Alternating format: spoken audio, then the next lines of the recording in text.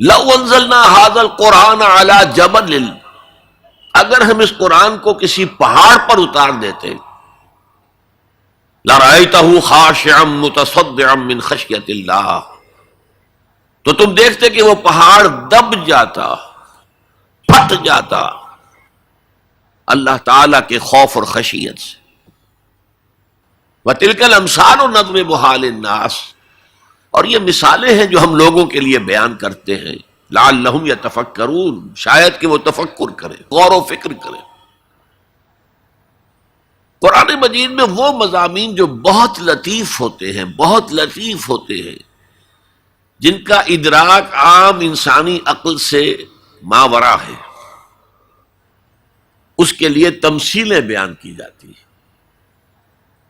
ما لا یدرک کلہ لا یترک کلہ، اگر وہ مضمون بتمام و کمال سمجھ میں نہیں آ سکتا تو کچھ تو آ جائے تمثیل کے حوالے سے، اگر غور و فکر کریں گے تو بات سمجھ میں آ جائے گی۔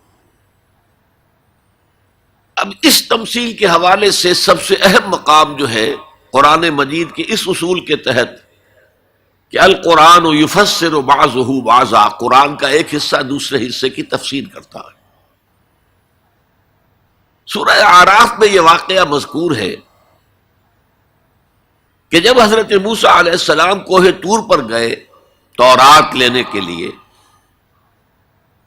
تو وہاں انہوں نے اللہ سے ایک خواہش کا، ایک درخواست کا اظہار کیا۔ وہ خاتمہ اور مکالمہ تو اس سے پہلے بھی ہو چکا تھا،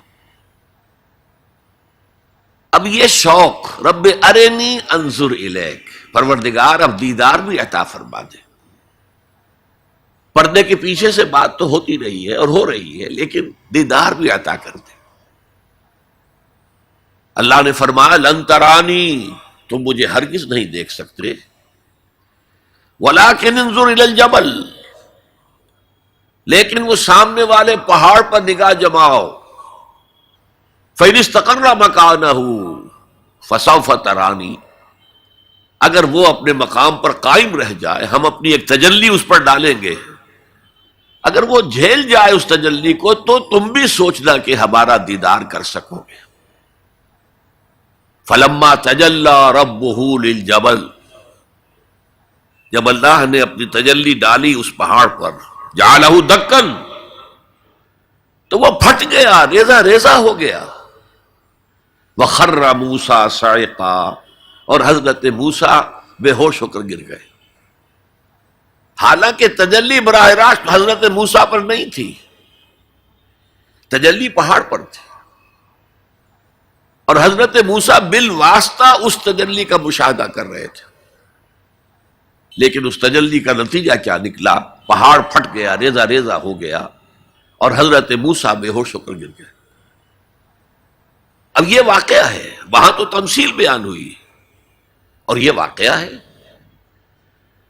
تو جو اثر اللہ تعالی کی ذات کی تجلی کا ہے، وہی اثر اللہ کی جو صفت ہے کلام، اس کی تجلی کا ہے۔ اس لیے کہ صفت کس کی ہے؟ اللہ کی ہے صفات ذات حق حق سے جدا یا عین ذات، متکلمین اس مسئلے کا حل ہی نہیں کر پائے۔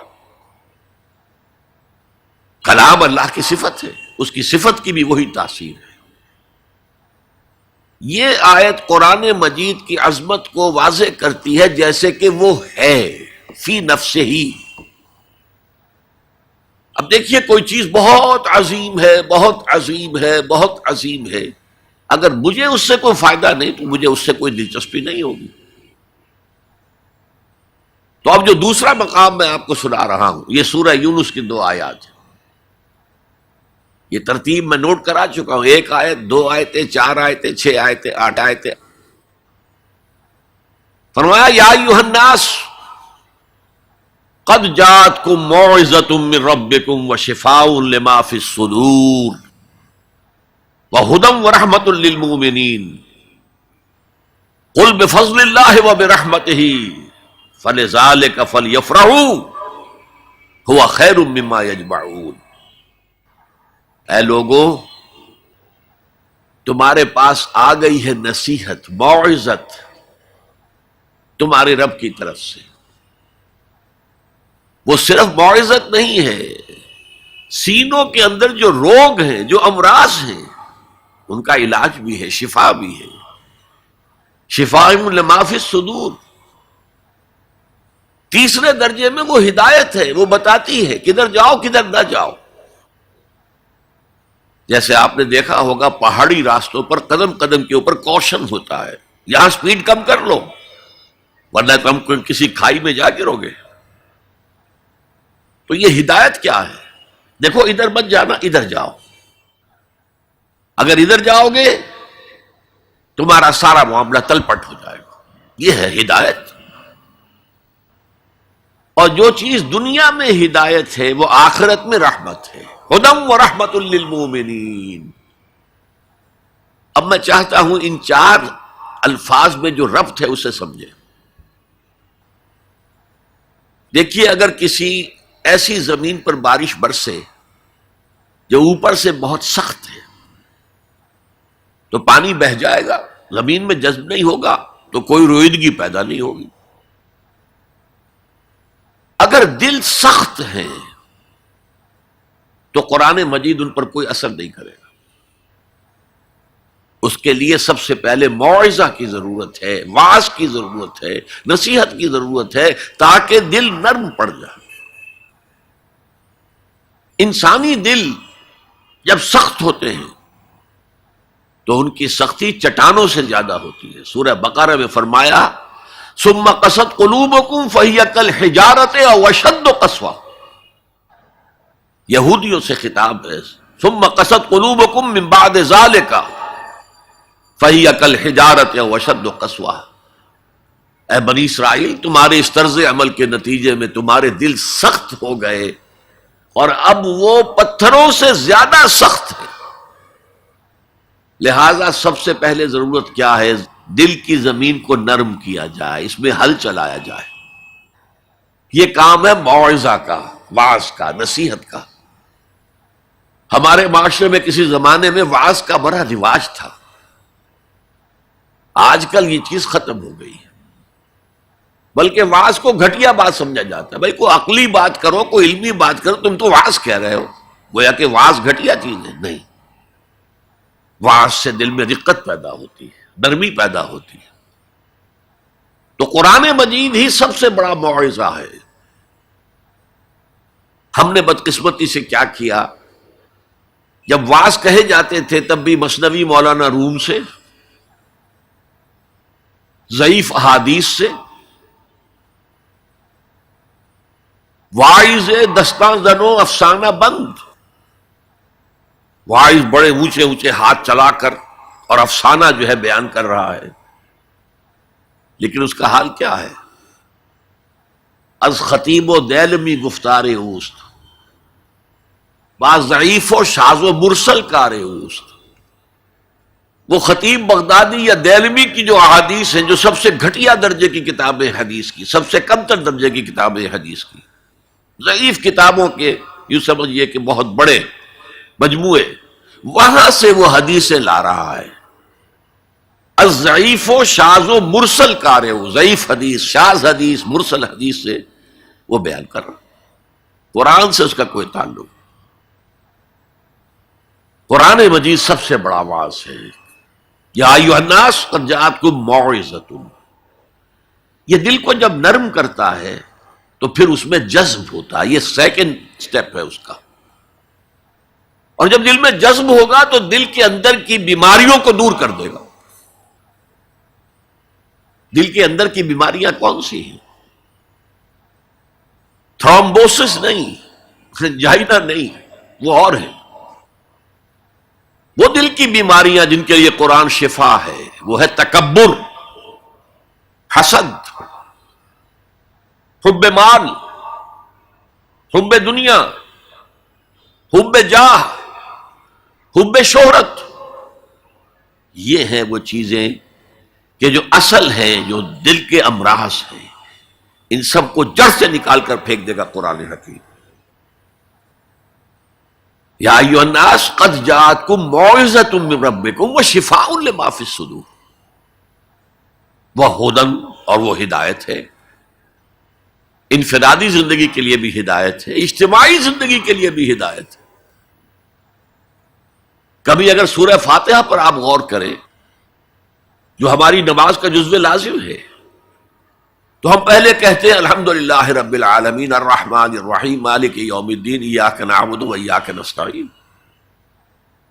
یہ ہدایت تو ہمیں پہلے ہی ملی ہوئی ہے۔ پھر جو ہم کہتے ہیں اہدنا الصراط المستقیم، اللہ کو ہم نے پہچان لیا، اسے رب العالمین مان لیا، اسے رحمان مان لیا، اسے رحیم مان لیا، اسے روز جزا کا حاکم مطلق مان لیا، تو اب کون سی ہدایت رہ گئی؟ ہدایت تو آ گئی۔ اب اصل ہدایت جو درکار ہے وہ ہے جو ریلیونٹ ہے آج کے دور میں، جو اجتماعی نظام ہے انسانوں کا، اس کے لیے انسان بالکل بے بس ہے۔ اس کی عقل جو ہے اجتماعی نظام عدل قائم نہیں کر سکتی۔ انفرادی طور پر نیکی اور بدی کا علم میرے اور آپ کے نفس کے اندر ودیعت شدہ ہے۔ وَنَفْسٍ وَمَا سَوَّاهَا فَأَلْهَمَهَا فُجُورَهَا وَتَقْوَاهَا، یہ موجود ہے، لیکن یہ کہ معاشرتی نظام میں عورت اور مرد کے درمیان کیا توازن ہو، ان کے حقوق و فرائض کا توازن۔ دنیا میں کیا ہوتا رہا ہے اور ہو رہا ہے آج بھی، یا عورت جوتی کی نوک کے برابر ہے، کوئی اس کی حیثیت نہیں، بھیڑ بکری کی طرح ملکیت ہے، اس کے کوئی حقوق نہیں، اور یا عورت کلوپیٹرا بن کر پورے ملک کی قسمت کا بیڑا غرق کرتی ہے، انسانوں کے شانہ بشانہ ہو کر وہ در حقیقت خاندانی نظام کو برباد کرتی ہے۔ ان دونوں کے درمیان توازن کیسے قائم کیا جائے؟ اب آپ سوچئے، تجزیہ کیجئے۔ اگر مرد سوچے گا، نظام بنائے گا، تو وہ اپنے احساسات سے تو واقف ہے، عورت کے احساسات و جذبات سے تو واقف نہیں ہے۔ عورت نظام بنائے گی تو وہ اپنے احساس و جذبات سے واقف ہے، وہ مرد کے احساسات و جذبات سے واقف نہیں۔ یہ عادلانہ نظام وہی ہستی دے سکتی ہے جس نے مرد کو بھی پیدا کیا، عورت کو بھی پیدا کیا۔ ایک امپلائر امپلائی ریلیشن شپ ہے، کارخانے دار ہے، وہ لوگوں کو رکھتا ہے مزدور۔ اب جو بھی پروڈکشن ہو رہی ہے، جو نفع ہو رہا ہے، اس میں کتنا حصہ مزدور کا ہونا چاہیے، کتنا سرمایہ دار کا ہونا چاہیے، کون طے کرے گا؟ یا سرمایہ دارانہ نظام بن جائے گا اور مزدور کمر توڑنے والی محنت کرنے کے باوجود زندگی کے بنیادی جو تقاضے ہیں ان کو بھی حاصل نہیں کر سکے گا۔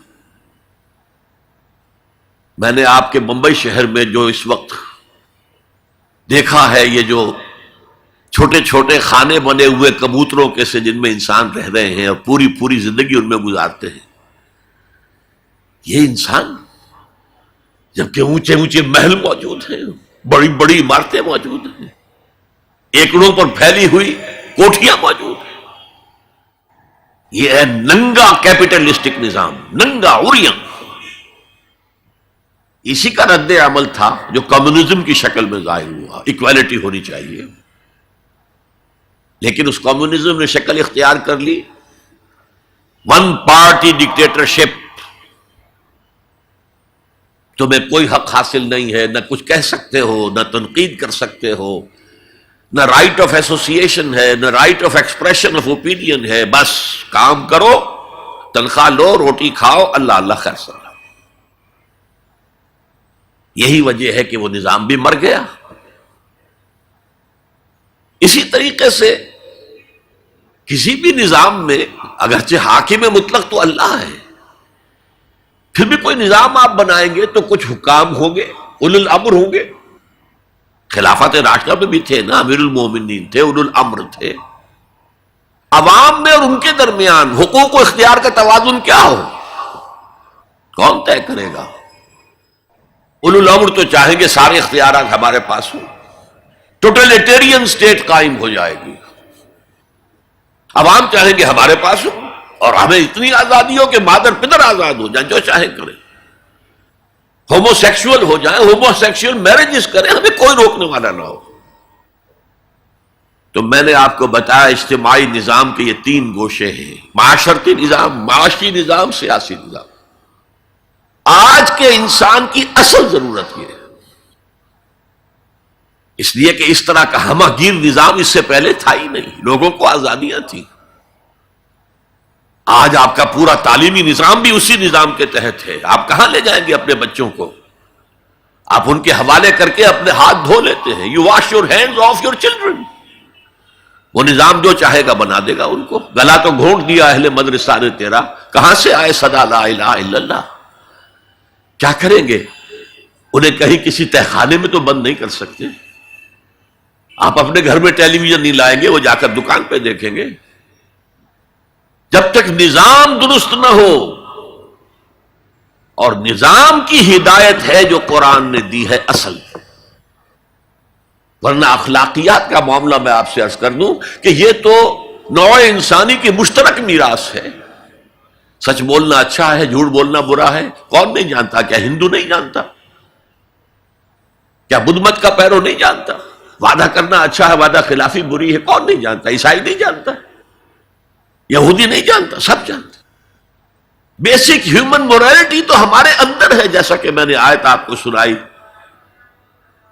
وَنَفْسٍ وَمَا سَوَّاهَا فَأَلْهَمَهَا فُجُورَهَا وَتَقْوَاهَا۔ انسان کا نفس جو اللہ نے پوری طرح تیار کر دیا، نوک پلک سنوار دی، اور اس میں نیکی اور بدی کی تمیز ودیت کر دی۔ لہذا اصل ہدایت ہے آج جس کی ضرورت ہے وہ اجتماعی نظام۔ 2 منٹ اور لے لوں آپ کے۔ 300 سال سے انسان اسی اجتماعی عدل کی تلاش میں ادھر سے ادھر ٹھوکریں کھا رہا ہے۔ کوئی 250 برس سے زیادہ ہو گئے ہیں۔ فرانس میں انقلاب آیا، کیوں آیا؟ یہ بادشاہت، چیمانی دارت، بادشاہ کون ہے؟ وہ بھی انسان ہے، ہم بھی انسان ہیں۔ اسے کیا حق ہے کہ وہ حکومت کرے؟ لہذا انقلاب آیا، سخت خونی انقلاب آیا، لوگوں نے چاہا کہ عدل ہو، لہذا فرینچ ریولوشن آیا۔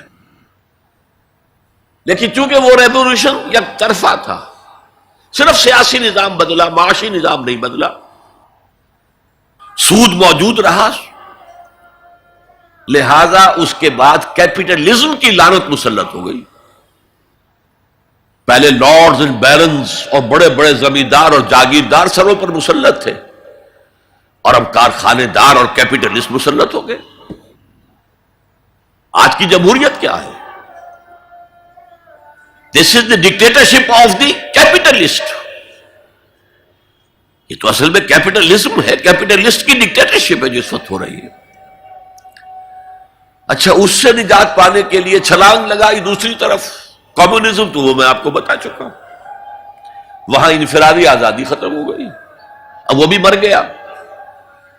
اب فوکو یاما نے تو کتاب لکھ دی اینڈ آف ہسٹری، بس ثابت ہو گیا کہ ہمارا نظام لبرل سیکولر ڈیموکریسی اور انٹرسٹ بیسڈ کیپٹلزم، اس سے بہتر کوئی نظام ہے ہی نہیں، سب ختم ہوگا۔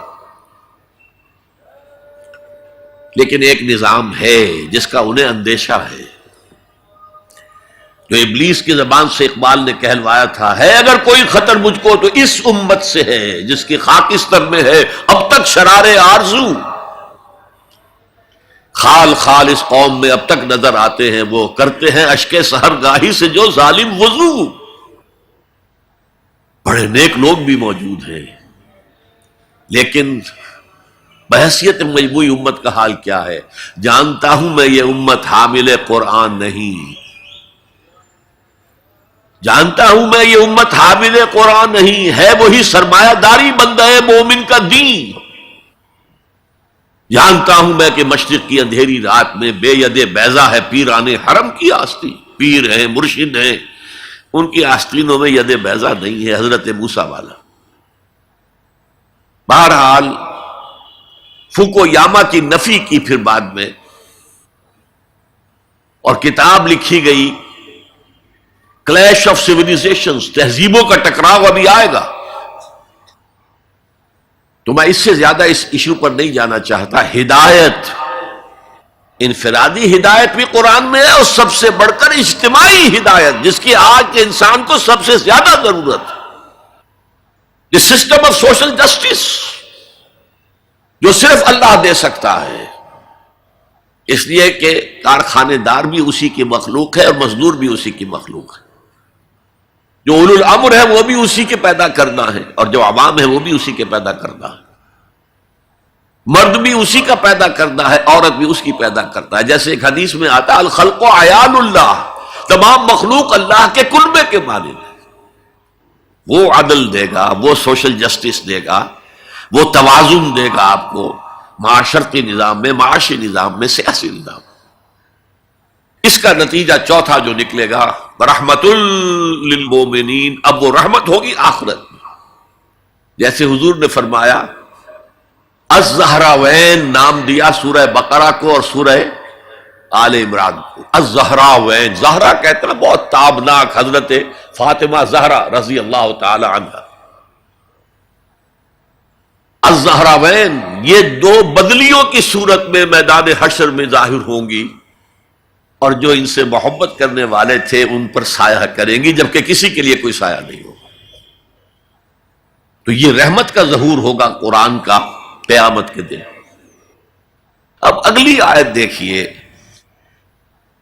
قل بفضل اللہ وبرحمتہ، اے نبی ان سے کہہ دیجئے یہ اللہ کے فضل اور اس کی رحمت کا مظہر ہے کہ اس نے تمہیں قرآن مجید جیسی کتاب ہدایت دی، جو موعظہ بھی ہے، شفاء لما فی الصدور بھی ہے، دنیا میں ہدایت بھی ہے، آخرت میں رحمت بھی ہے۔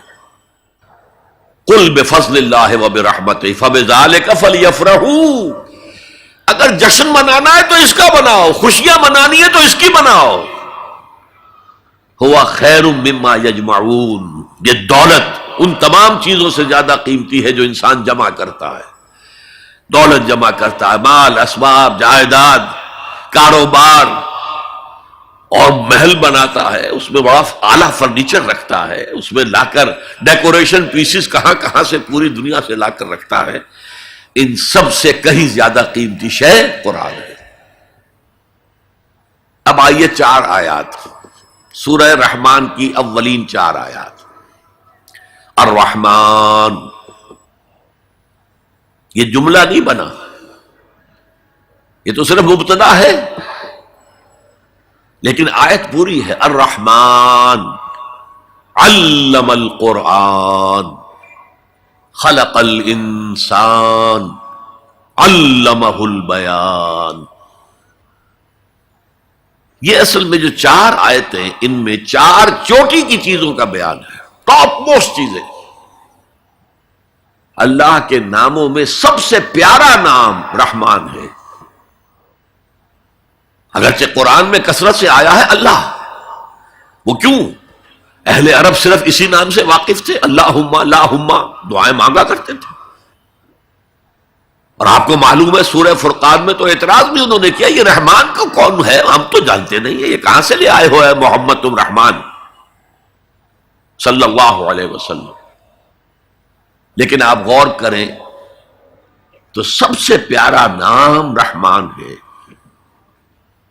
دیکھیے رحمت سے یہ 2 نام بنائے گئے، الرحمن الرحیم، 113 مرتبہ تو تمام سورتوں کے سے پہلے یہ آیت موجود ہے، الرحمن الرحیم، بسم اللہ الرحمن الرحیم۔ سورہ فاتحہ میں الحمدللہ رب العالمین الرحمن الرحیم۔ ان میں فرق کیا ہے؟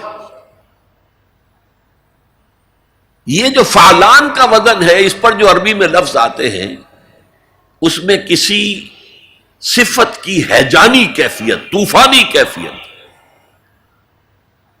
ٹھاٹھے مارتا ہوا سمندر، پہاڑوں ایسی لہریں،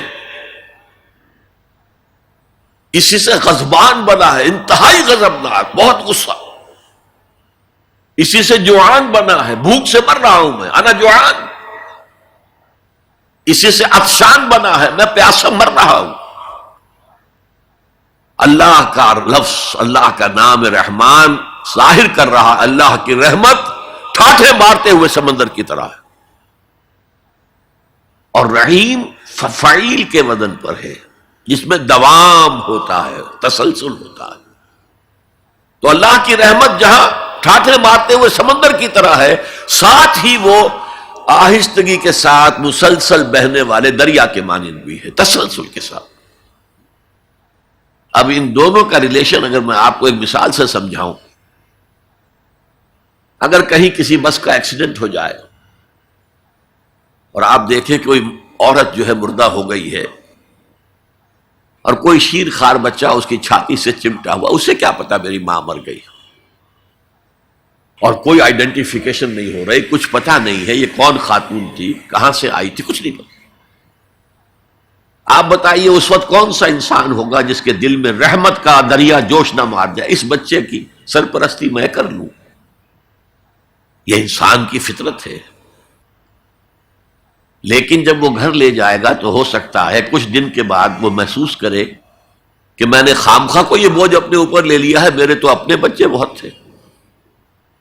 گویا کہ جوش تو آیا، دوام اس میں نہیں ہے۔ اللہ کی رحمت ٹھاٹھے مارتے ہوئے سمندر کی طرح بھی ہے، اور اس میں دوام ہے، دریاؤں کا سا دوام، تسلسل سے بہنے والا۔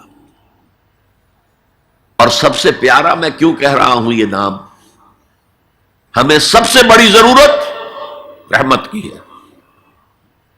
دیکھیے اللہ رازق ہے، اللہ رازق ہے، ہمیں رزق دیتا تاکہ ہم زندہ رہیں، اور اس نے ہمیں زندگی اس لیے دی ہے لِيَبْلُوَكُمْ أَيُّكُمْ أَحْسَنُ عَمَلًا، تاکہ تمہارا امتحان لے۔ تو رزق دینا اس کی ضرورت ہے، میری ضرورت نہیں ہے۔ مجھے زندہ رکھنا چاہتا ہے تاکہ وہ امتحان میں دوں تو وہ رزق دے گا مجھے۔ لیکن رحمت کون سی چیز ہے؟ میں حدیث آپ کو سناتا ہوں۔ ایک دفعہ آپ نے فرمایا کوئی انسان محض اپنے عمل کی بنیاد پر جنت میں داخل نہیں ہو سکے گا جب تک کہ رحمت خداوندی دستگیری نہ کرے۔ اسی صحابی رضی اللہ تعالی عنہ نے بڑی ہمت سے، جرأت سے، بلکہ ہم کہہ سکتے جسارت سے کام لیا کہ پوچھ لیا حضور کیا آپ بھی؟ فرمایا ہاں میں بھی، الا یتغمدنی ربی برحمتہ، میں بھی داخل نہیں ہو سکوں گا جنت میں جب تک کہ میرا رب مجھے ڈھانپ نہ لے اپنی رحمت سے۔ تو سب سے پیارا نام کون سا ہوا؟ الرحمن۔ اب آئیے اگلی آیت، علم القرآن، اس نے قرآن کی تعلیم دی۔ جو پچھلا مقام ہم نے دیکھا تھا قل بفضل اللہ وبرحمتہ فبذلک فلیفرحوا، اس اللہ تعالی نے قرآن کا علم دیا، لیکن آپ سوچئے جو دوسرے علوم ہیں وہ کس نے دیے ہیں؟ یہ سارا سائنٹیفک نالج اور ٹیکنالوجی، یہ وہی تو علم آدم الاسماء کا ظہور ہے جو ہو رہا ہے۔ پوٹینشلی یہ سارا مادی علم حضرت آدم کی شخصیت میں ودیت کر دیا گیا تھا، پوٹینشلی۔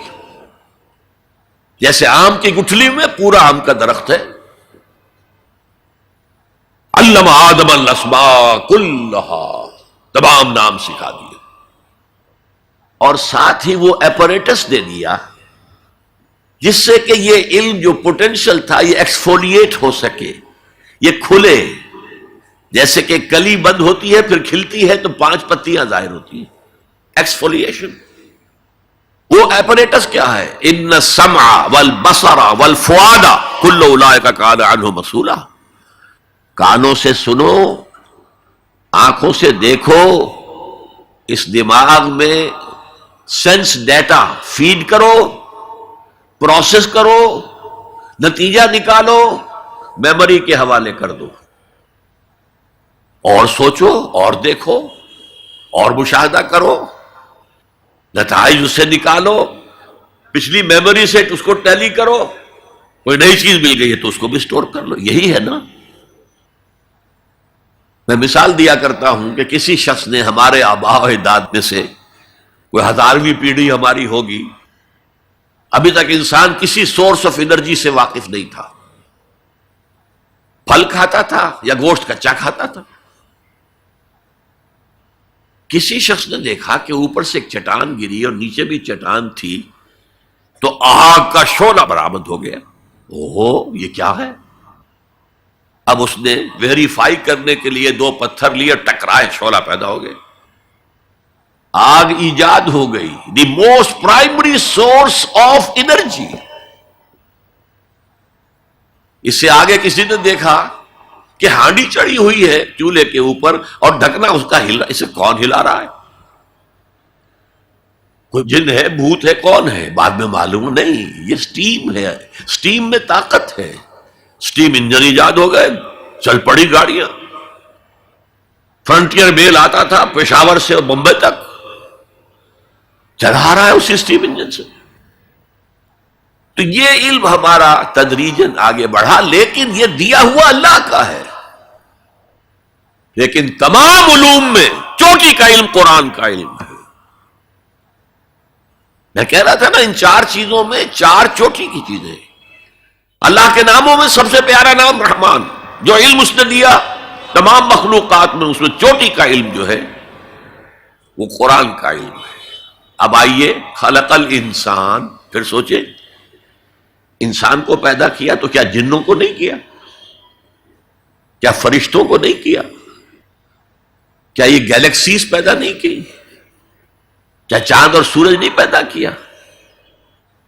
کیا ہماری زمین کے اوپر زندگی کی جو شکلیں ہیں، نباتاتی اور حیواناتی، یہ چرند ہیں اور پرند ہیں اور مچھلیاں ہیں، کس نے پیدا کی؟ سب کچھ اس نے پیدا کیا، لیکن اس کی کریشن کا کلائمیکس انسان ہے۔ سب سے بڑی اس کی تخلیق انسان، جو مسجود ملائک بن گیا۔ فسجد الملائکۃ کلھم اجمعون، کس قدر تاکید ہے، سجدے میں گر گئے تمام فرشتے، کل کے کل فرشتے جمع ہو کر 3 مرتبہ۔ کہیں شبہ رہ جائے جبرائیل نے نہیں کیا ہوگا سجدہ یا اسرافیل، نہیں، کلھم اجمعون۔ یہ انسان شاہکار ہے اللہ کی تخلیق کا۔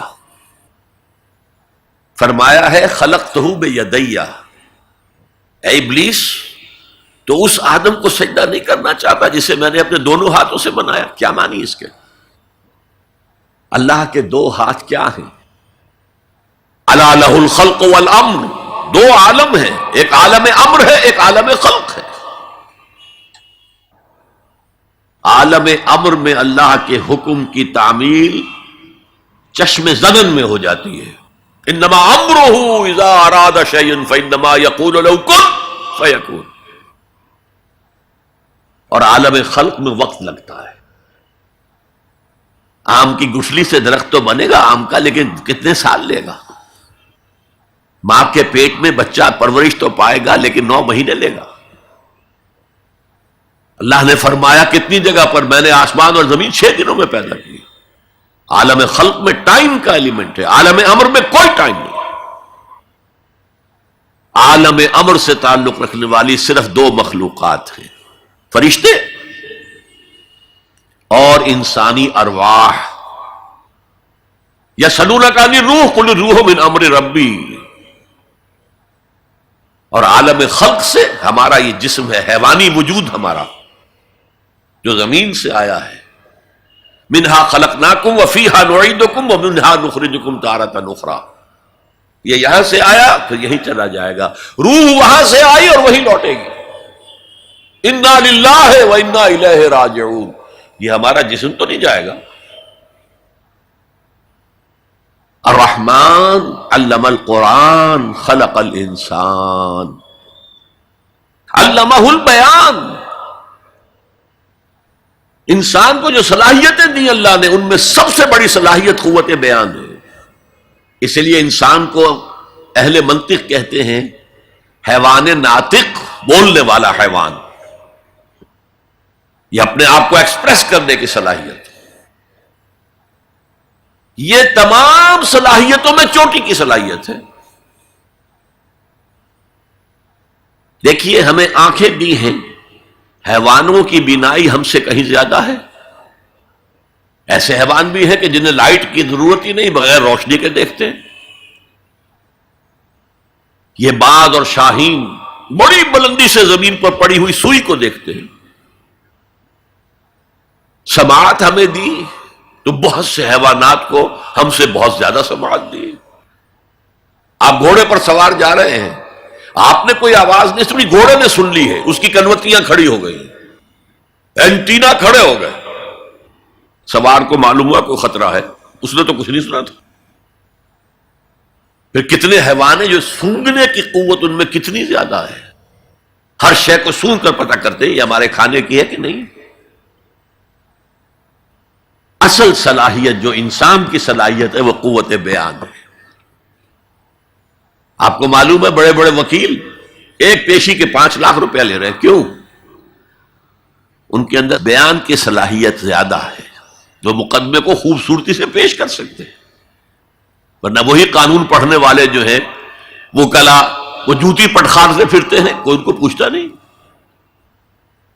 اسی طرح آپ کو معلوم ہے دنیا میں بڑے بڑے جو ڈکٹیٹر بنے ہیں وہ قوت بیان کی بنیاد پر بنے۔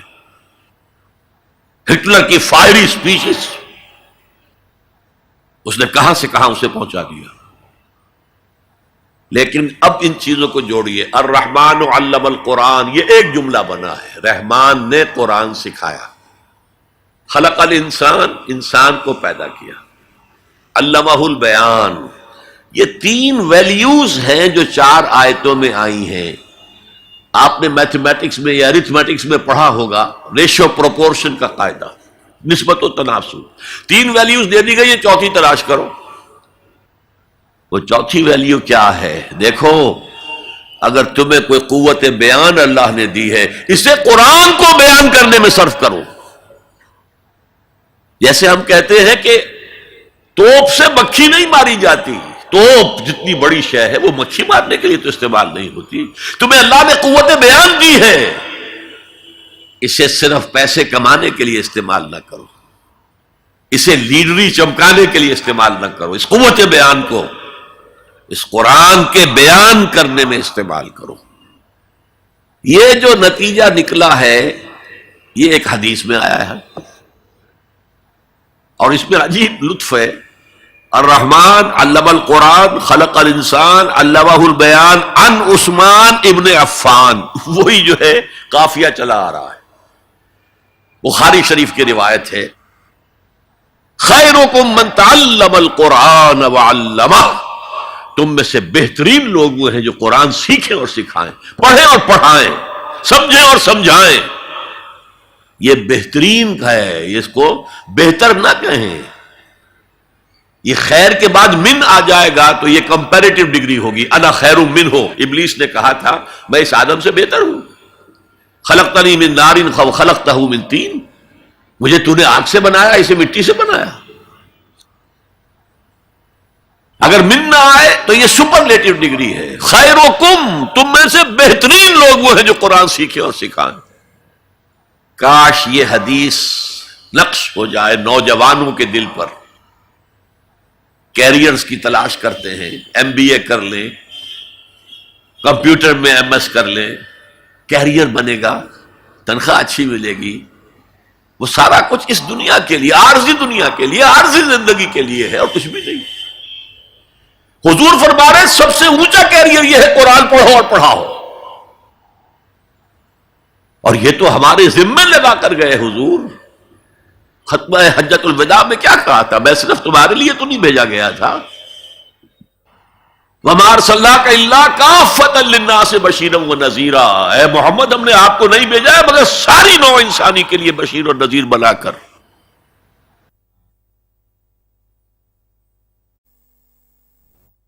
تو حضور نے تو تبلیغ ابھی صرف اہل عرب تک کی تھی، رسول تو تھے وہ پوری نوع انسانی کی، وہ کون کرے گا؟ وَكَذَلِكَ جَعَلْنَاكُمْ أُمَّةً وَسَطًا لِتَكُونُوا شُهَدَاءَ عَلَى النَّاسِ وَيَكُونَ الرَّسُولُ عَلَيْكُمْ شَهِيدًا۔ ہم نے تمہیں امت بنایا، کس لیے بنایا؟ خیر امت بنایا، امت وسط بنایا، درمیانی امت بنایا، ایک کڑی ڈال دی ہے۔ دیکھیے حضور سے پہلے رسالت 2 کڑیوں پر مشتمل تھی صرف، اللہ سے جبرائیل نے لیا اور وقت کے رسول کو پہنچا دیا، اب وقت کا رسول پہنچا رہا ہے آگے۔ رسالت 2 کڑیوں پر تھی، حضور پر آ کر جب رسالت اور نبوت کی تکمیل ہو گئی، ختم ہو گئے، تو تیسری کڑی لگ گئی، اللہ سے لائے جبرائیل، پہنچایا قرآن کو، حضور نے پہنچایا امت کو، اور امت کے ذمہ اب پہنچاؤ ایک ایک انسان کو۔ یہ ہماری امت کی حیثیت سے ذمہ داری ہے، اور چونکہ ہم نے یہ ذمہ داری بھلا دی اس لیے آج ذلت ہے، خاری ہے۔ کیا حیثیت ہے ہماری؟ 150 کروڑ کے قریب دنیا میں ہو کر کوئی انٹرنیشنل معاملات میں ہم سے کوئی رائے لیتا ہے؟ کسنمی پرست کے بھیا کیس دی، ہو کون تم؟ حالانکہ دیکھیں کتنا بڑا رقبہ ہے، سارے وسائل اللہ نے دیے۔ آج کی سب سے بڑی دولت مسلمانوں کے قدمے کے نیچے ہے، تیل کی۔ عزت نام کی کوئی شے نہیں۔ وہ تیل والے جو ہے ان کا مذاق اڑتا ہے، چاہے وہ شاہ فہد ہوں اور چاہے وہ امارات کے امراء ہوں۔ کوئی ان کی حیثیت ہے، کوئی عزت ہے؟ اس اعتبار سے کہ ہم نے وہ فرض منصبی چھوڑ دیا۔ ہمارا فرض تو یہ تھا قرآن پہنچاؤ، اور اس حد تک آپ نے فرمایا بلغوا عنی ولو آیۃ، پہنچاؤ میری جانب سے۔ اور یہ میری جانب سے یوں سمجھیے، انگریزی میں اس کا ترجمہ ہوگا آن مائی بہاف۔ جو بھی حضور کا امتی قرآن پہنچاتا ہے وہ حضور کے بہاف پر پہنچا رہا ہے۔ رسالت حضور کی ہے جو تا قیام قیامت قائم رہے گی۔ نبوت محمدی آپ کے انتقال کے ساتھ ختم ہو گئی، رسالت محمدی تو جاری ہے، تا قیام قیامت جاری ہے، کوئی اور نبی اور رسول آ رہے نہیں۔ تو یہ ہے خیرکم من تعلم القرآن وعلمہ۔ اب آئیے 6 آیتیں سورہ عبس، کلا انہا تذکرہ۔ یہ لفظ بہت اہم ہے، تذکرہ، ذکرہ، تذکیر، فذکر بالقرآن، کیا معنی ہے اس کے؟ یاد دہانی صحیح ترین ترجمہ ہے، یاد دہانی۔ ایک ہے کسی کو کچھ سکھانا، نئی بات سکھانا، ایک ہے یاد دہانی۔ اسے ایک چیز معلوم تھی، کوئی بھول گیا، یاد کرانا۔ جیسے آپ کے کسی دوست نے آپ کو بہت قیمتی قلم دیا تھا، آپ نے اسے بہت سنبھال کر اپنے ٹرنک میں رکھ دیا۔ اب سال ہا سال ہو گئے، نہ دوست سے ملاقات، نہ وہ یاد۔ اچانک آپ نے کسی روز ٹرنک کھولا اور وہ قلم آ گیا، تو آپ کو دوست یاد آ جائے گا کہ نہیں؟ اسی لیے قرآن آفاق و انفس کے لیے آیات کہتا ہے، ہم اپنی آیات دکھائیں گے تمہیں، نشانی جس کو دیکھ کر تم ہمیں پہچانو گے۔ اور تذکرہ کا مطلب کیا ہے؟ پوٹینشلی ایمان ہر انسان کے دل میں موجود ہے۔ یہ جو روح جو ہمارے قلب کی مسکن نکید ہے، اس میں اللہ کی معرفت بھی ہے، اللہ کی محبت بھی ہے۔ البتہ ذہول کے پردے پڑ گئے ہیں، بھول اور نسیان طاری ہو گیا ہے، ہم دنیا ہی کے اندر گم ہو کر رہ گئے ہیں، ہماری ساری دلچسپیاں دنیا سے ہیں، لہذا ہماری توجہ ہی نہیں ہے۔ ورنہ ہر انسان کے دل میں یہ جو یہاں ہندوستان میں کہتے ہیں آتما اور پرماتما، آتما اور پرماتما کا تو تعلق بہت گہرا ہے۔ ابتدا میں بنا دی گئی تھی ارواح، جب ہم سب کے سب تمام انسان آدم سے لے کر اور تا قیام قیامت جو انسان آئے گا دنیا میں، ان سب کی ارواح پیدا کر دی گئی، اور پوچھا گیا الست بربکم قالوا بلا، یاد ہے؟ لہذا یہ تذکرہ ہے، یہ یاد دہانی ہے، تمہارے اندر موجود ہے، اللہ کی معرفت بھی موجود ہے، اللہ کی محبت بھی موجود ہے۔ لیکن کلا بل ران علی قلوبہم ما کانوا یعملون، ان کے دلوں پر زنگ آ گیا ہے اب ان کے اعمال کی وجہ سے، شیشہ جو ہے وہ زنگ آلود ہو گیا۔ حضور نے فرمایا ان هذه القلوب لتصدع كما يصدع الحديد اذا اصابه الماء، ان دلوں پر بھی زنگ آ جاتا ہے، جیسے کہ لوہے کے اوپر پانی پڑتا رہے تو اس کو زنگ آ جاتا ہے۔ پوچھا گیا فما جلاؤها یا رسول اللہ، اے اللہ کے رسول ہماری تلواروں کو زنگ لگتا، ہم پالش کرتے ہیں، سیکل کرتے ہیں، وہ پھر چمک اٹھتی ہیں، تو دل پر اگر زنگ آ جائے تو اس کا علاج کیا ہے؟ 2 چیزیں فرمائی، کثرت و ذکر الموت و تلاوت القرآن، 2 کام کرو کثرت سے، موت کو یاد رکھو، یہاں رہنا نہیں ہے، جانا ہے، یہ ہمارا گھر نہیں ہے، یہ ہماری منزل نہیں ہے، ہمارا اصل گھر جو حضور نے فرمایا انما الدنیا خلقت لکم وانتم خلقتم للآخرہ، یہ دنیا تمہارے لیے بنائی گئی، تم آخرت کے لیے بنائے گئے ہو۔ اسی لیے حضور نے فرمایا کن فی الدنیا کانک غریب عابر السبیل، دنیا میں ایسے رہو جیسے راہ چلتے مسافر ہو یا اجنبی ہو۔ اپنے بارے میں فرمایا مالی ولی دنیا، مجھے تمہاری دنیا سے کیا سروکار، انما مثلی کراکب استظل تحت شجرۃ ثم راح فترکھا، میری مثال اس مسافر کی سی ہے جو ذرا سستانے کے لیے کسی درخت کے سائے میں بیٹھتا ہے تھوڑی دیر، وہ اس کا گھر تو نہیں ہے، اس کی منزل نہیں ہے، پھر وہ اس کو چھوڑتا ہے، اپنا راستہ لیتا۔ یہ اگر ہمارا تصور قائم ہو جائے، کلا انہا تذکرہ، اب اس کے بعد جو الفاظ آئے ہیں فی صحف مکرمۃ مرفوعۃ مطہرۃ بایدی سفرۃ کرام بررہ، یہ جو قرآن ہے، جو تذکرہ ہے، یہ بڑے ہی انتہائی پاکیزہ صحیفوں میں ہے۔ فی صحف مکرمۃ، بڑے باعزت، مرفوعۃ مطہرۃ، مرفوع بلند اور انتہائی پاک، بے ایدی سفرۃ، یہ کن کے ہاتھوں میں ہے؟ لکھنے والے وہ فرشتے، بے ایدی سفرۃ کرام بررہ، جو نہایت باعزت ہیں، بہت وفادار ہیں اللہ کے۔ یعنی اصل قرآن کہاں ہے؟ لوح محفوظ میں ہے۔ اصل قرآن کہاں ہے؟ ابھی اگلی اب جو پڑھیں گے ہم، کتاب مکنون، چھپی ہوئی کتاب کے اندر ہے۔ اصل قرآن کہاں ہے؟ وَإِنَّهَا لَفِي أُمِّ الْكِتَابِ لَدَيْنَا لَعَلِيٌّ عَظِيمٌ، یہ تو اس ام الکتاب میں جو ہمارے پاس ہے، بہت بلند ہے اور بہت عظمت والا ہے۔ یہ 6 آیتیں ہو گئی، اب آئیے 8 آیتیں جو آپ نے سنی، بہت خوبصورت قرات تھی ماشاءاللہ۔ فلا اقسم بمواقع النجوم، یہ لا جب آتا ہے پہلے تو وہ مخاطب کی بات کی نفی کرنے کے لیے، نہیں، اٹ از لائک دیٹ، یہ نفی ہے۔ لا اقسم بیوم القیامہ، تمہارے خیالات غلط ہیں، میں قیامت کی قسم کھاتا ہوں۔ تو فرمایا فلا اقسم بمواقع النجوم، وقع یقع کے کیا معنی ہے؟ اور یہ سورت کون سی؟ واقعہ، اذا وقعت الواقعہ، وقع گر جانا، پڑ جانا، یہ ستاروں کے ڈوبنے کی جگہ ہے۔ فلا اقسم بمواقع النجوم وانہ لقسم لو تعلمون عظیم، اور اگر تم جانو تو یہ بہت بڑی قسم ہے جو ہم نے کھائی ہے۔ اس وقت کا انسان کیا سمجھتا کہ ستارے کہاں جاتے ہیں، کہاں غروب ہوتے ہیں، کہاں گرتے ہیں؟ آج ہمیں معلوم ہے۔ سورہ حامیم سجدہ میں جو کہا گیا ہے سنریہم آیاتنا فی الآفاق وفی انفسہم حتی یتبین لہم انہ الحق، ہم انہیں اپنی نشانیاں دکھائیں گے آفاق و انفس میں، یہاں تک کہ یہ بات واضح ہو جائے گی کہ قرآن حق ہے۔ آج ہمیں معلوم ہے خلا میں بلیک ہولز ہیں،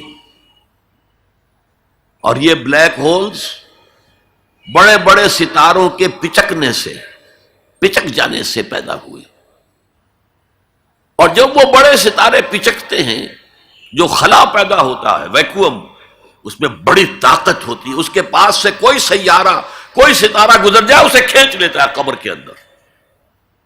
یہ بلیک ہولز کا تصور۔ اسی لیے اللہ نے اس وقت کے لوگوں کے لیے کیا کہا؟ فلا اقسم بمواقع النجوم وانہ لقسم لو تعلمون عظیم، انہ لقرآن کریم، یہ بہت باعزت قرآن ہے، فی کتاب مکنون، ایک چھپی ہوئی کتاب میں ہے، لا یمسہ الا المطہرون، اسے چھو ہی نہیں سکتے مگر انتہائی پاک ہستیاں۔ اس کے کیا معنی ہے؟ پہلی بات تو ہمیں معلوم ہو گئی، مراد فرشتے ہیں، بے ایدی سفرۃ کرام بررہ، اسی کی شرح ہو رہی ہے نا۔ اسی سے ایک فقہی مسئلہ نکالا گیا کہ بغیر وضو کے ہاتھ نہ لگاؤ، لیکن اس کا اصل مفہوم کیا ہے وہ سمجھیے۔ قرآن کی روح تک کوئی نہیں پہنچ سکتا جب تک کہ تزکیہ نفس نہ ہو گیا۔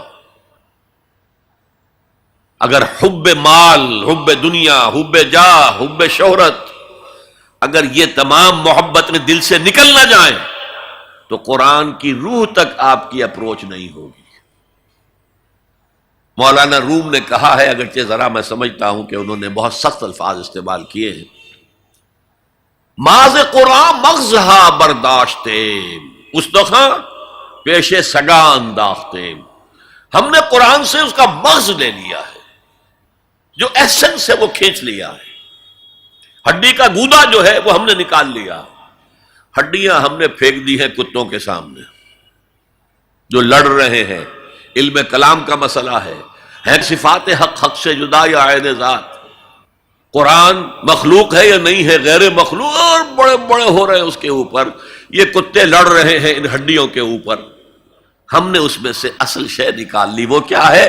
اللہ کی محبت، اللہ کی معرفت، یہ ہے اصل شے۔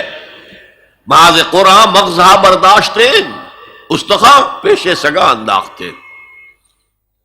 تو جب تک انسان کا باطن پاک نہ ہو جائے وہ قرآن کے چھلکوں سے کھیلتا رہے گا، چاہے وہ کہنے کو مفسر ہو،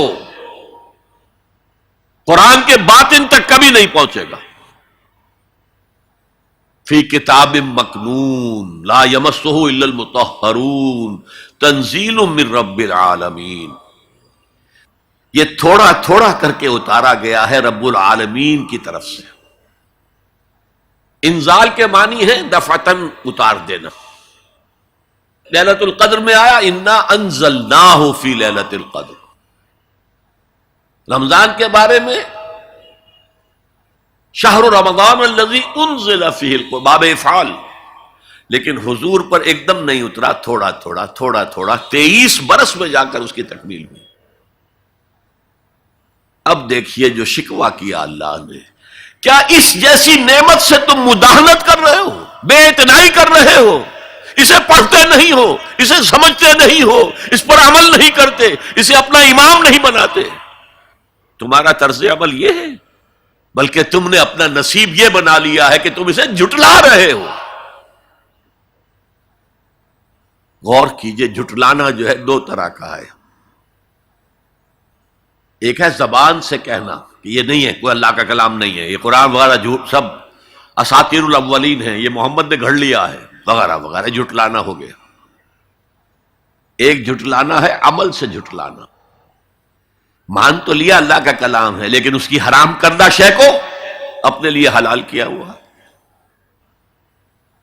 حدیث نبوی ہے ما آمن بالقرآن من استحل محارمہ، اس شخص کا قرآن پر کوئی ایمان نہیں ہے جو اس کی حرام کردہ چیز کو اپنے لیے حلال ٹھہرا لے۔ اس اعتبار سے غور کیجئے، اور اس کی مثال بھی دی ہوئی ہے سورہ جمعہ میں،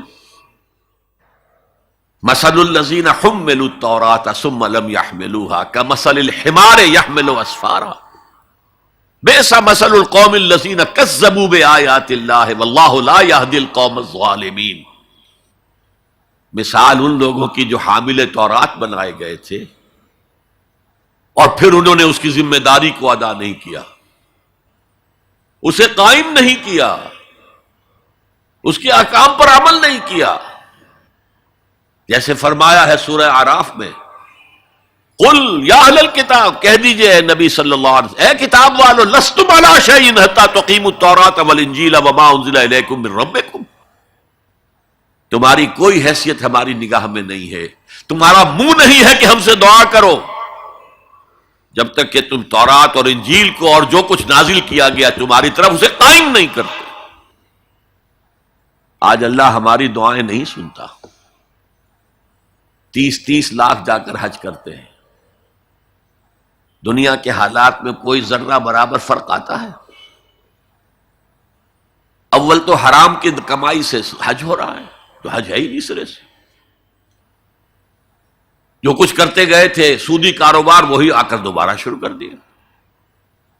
سرکاری ملازم ہے تو جو رشوت پہلے لے رہے تھے اس کے بعد آ کر شروع کر دی. یہ کیا ہے؟ یہ تکذیب بالعمل ہے، جھٹلانا ہے. تم نے اپنا نصیب یہ بنا لیا ہے کہ تم قرآن کو جھٹلا رہے ہو، جیسے کہ انہوں نے جھٹلایا تھا.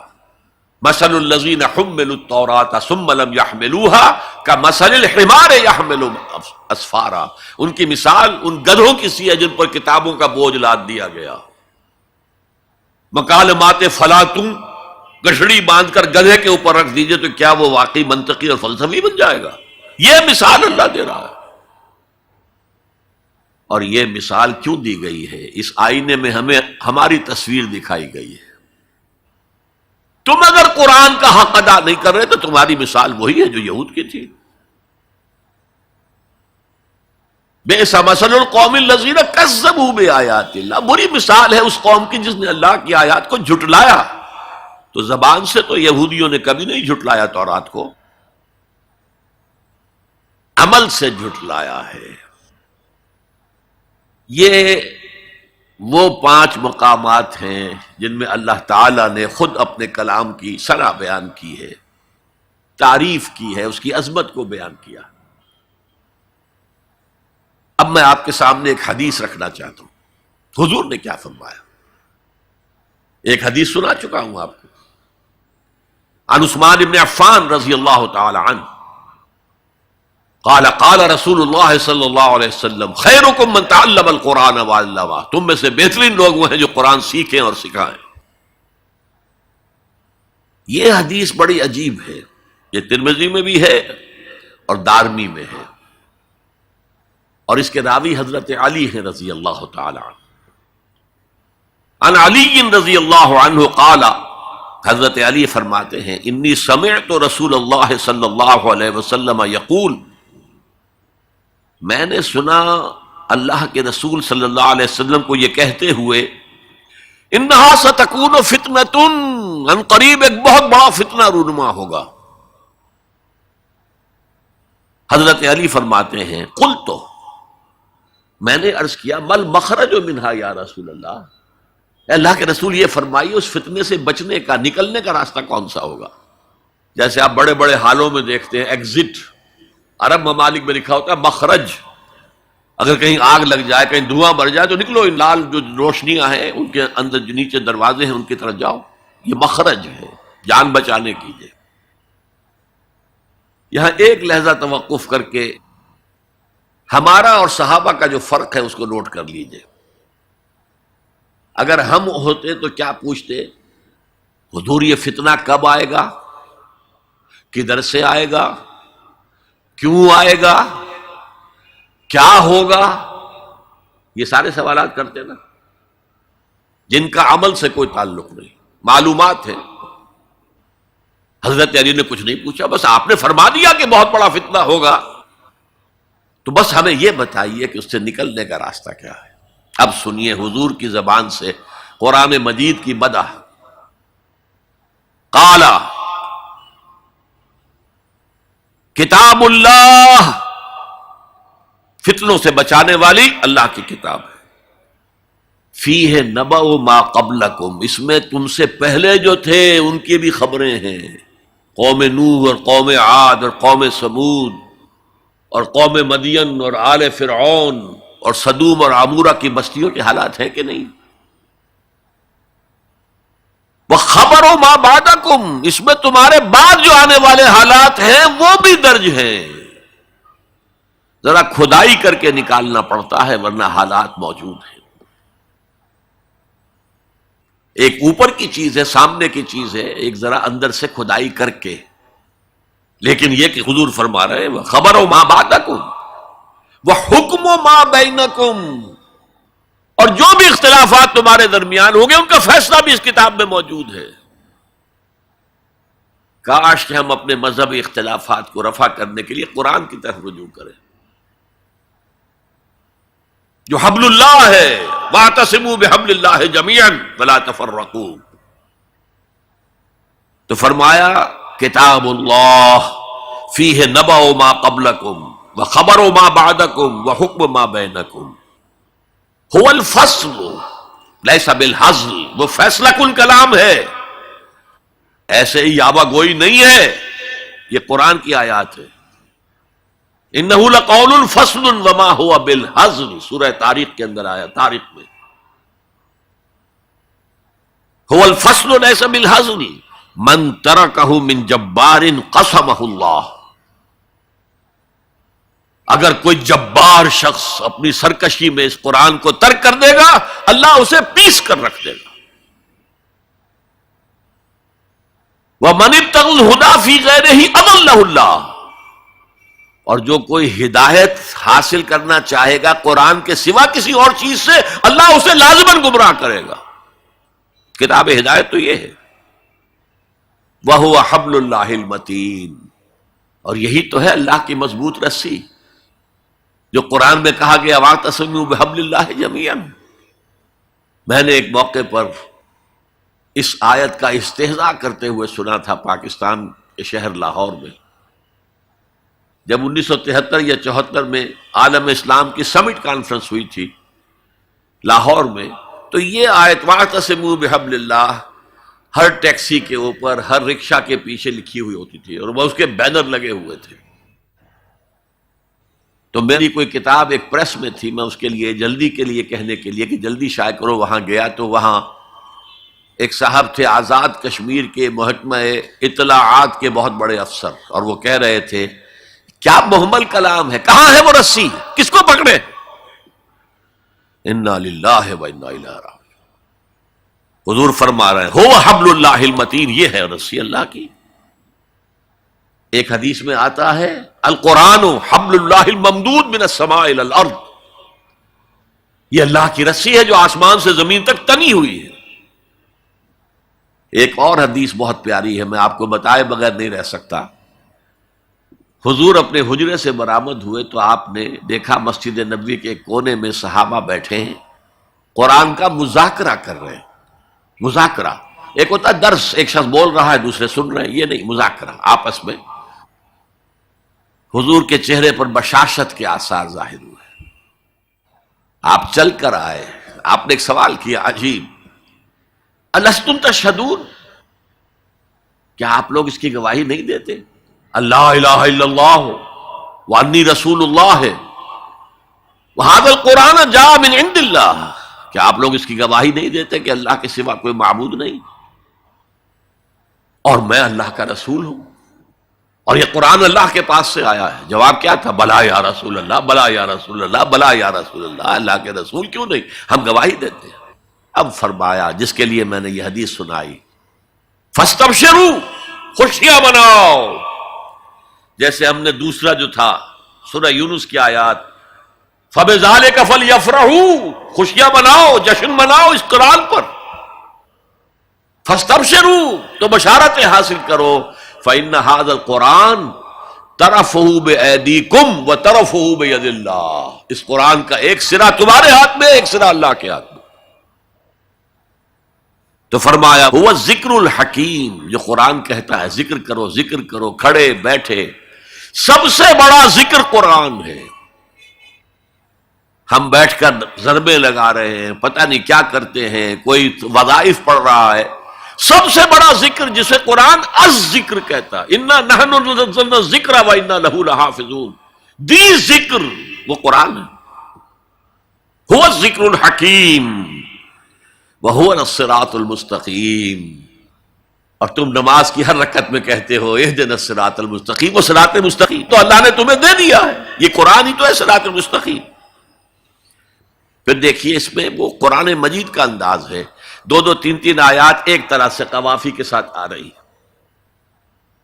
هُوَ الَّذِي لَا تَزِيغُ بِهِ الْأَهْوَاءُ، یہ وہ شے ہے کہ جس کے ہوتے ہوئے خواہش نفس آپ کو کج نہیں ہونے دے گی، زیغ نہیں آئے گا اس کے ساتھ، اس کے ہوتے ہوئے کبھی کجی نہیں آئے گی تمہارے اندر۔ وَلَا تَلْتَبِسُ بِهِ الْأَلْسِنَةُ، زبانیں التباس نہیں پیدا کر سکے گی، قرآن جو ہے اپنی حفاظت خود کرتا ہے۔ ذرا سی الفاظ کی شکل موڑ دی، رائنا کی بجائے رائنا کہہ دیا، قرآن پر ایسا کوئی حملہ نہیں ہو سکتا۔ لا یاتیہ الباطل من بین یدیہ ولا من خلفہ، اس پر باطل حملہ آور ہو ہی نہیں سکتا، نہ سامنے سے نہ پیچھے سے۔ ولا یشبع منہ العلماء، علماء اس قرآن سے کبھی سیری محسوس نہیں کریں گے، کبھی بھی یہ محسوس نہیں کریں گے کہ بس قرآن سے جو لینا تھا ہم نے لے لیا، اب کچھ نہیں رہا۔ پڑھتے رہیں گے پڑھتے رہیں گے پڑھتے رہیں گے، معلوم ہوگا ہر مرتبہ کوئی نئی چیز آ رہی ہے۔ ولا یشبع منہ العلماء، سیری نہیں ہوگی۔ جیسے آپ کے سامنے آپ نے کھانا کھایا، پیٹ بھر گیا، اب وہ کوئی کہے بھائی تھوڑا سا یہ، نہیں بھائی نہیں، میرا پیٹ بھر چکا ہے، سیر ہو گئے نا۔ قرآن سے آپ کبھی سیر نہیں ہو سکیں گے۔ ولا یخلق عن کثرت الرد، بار بار کے پڑھنے سے اس پر کوئی باسی پن طاری نہیں ہوگا۔ کوئی اور کتاب دنیا میں ایسی نہیں ہے، ایک دفعہ پڑھ لی، دو دفعہ پڑھ لی، پھر تیسری دفعہ ہاتھ لگانے کو جی نہیں چاہتا، پڑھنے کو جی نہیں چاہتا، سوال ہی پیدا نہیں۔ یہ وہ ہے، پڑھتے رہو گے، اس پر کوئی باسی پن طاری نہیں ہوگا۔ ولا تنقضی عجائبہ، اس کے عجائب کبھی ختم نہیں ہوں گے۔ یہ ہیروں کی وہ کان ہے جو کبھی ختم نہیں ہوگی، غور کرو گے نکالتے رہو گے۔ یہ بنیاد ہے سمندر کی نیچے، جہاں سے موتی ختم نہیں ہو سکتے۔ بڑی سے بڑی کان ہیروں کی، ایک وقت آتا ہے کہ ختم ہو گئے، ہیرے جو تھے نکالنے تھے نکال لیے، نہیں۔ لا تنقضی عجائبہ هو الذی لن تنتہی الجن اذ سمعتہ حتی قالوا انا سمعنا قرآنا عجبا یہدی الی الرشد فآمنا بہ۔ یہ وہ کتاب ہے جسے جیسے ہی جنوں نے سنا فوراً کہا ہم نے آج ایک بہت عمدہ کلام سنا ہے، کتاب سنی ہے، تو ہم تو ایمان لے آئے۔ ایک دفعہ سنا ہے اور وہ داعی بن کر چلے گئے۔ یا قومنا اجیبوا داعی اللہ، اے ہماری قوم کے لوگوں، اس اللہ کی طرف پکارنے والے کی آواز پر لبیک کہو۔ جنات کا عالم یہ ہے، ہمارا عالم کیا ہے؟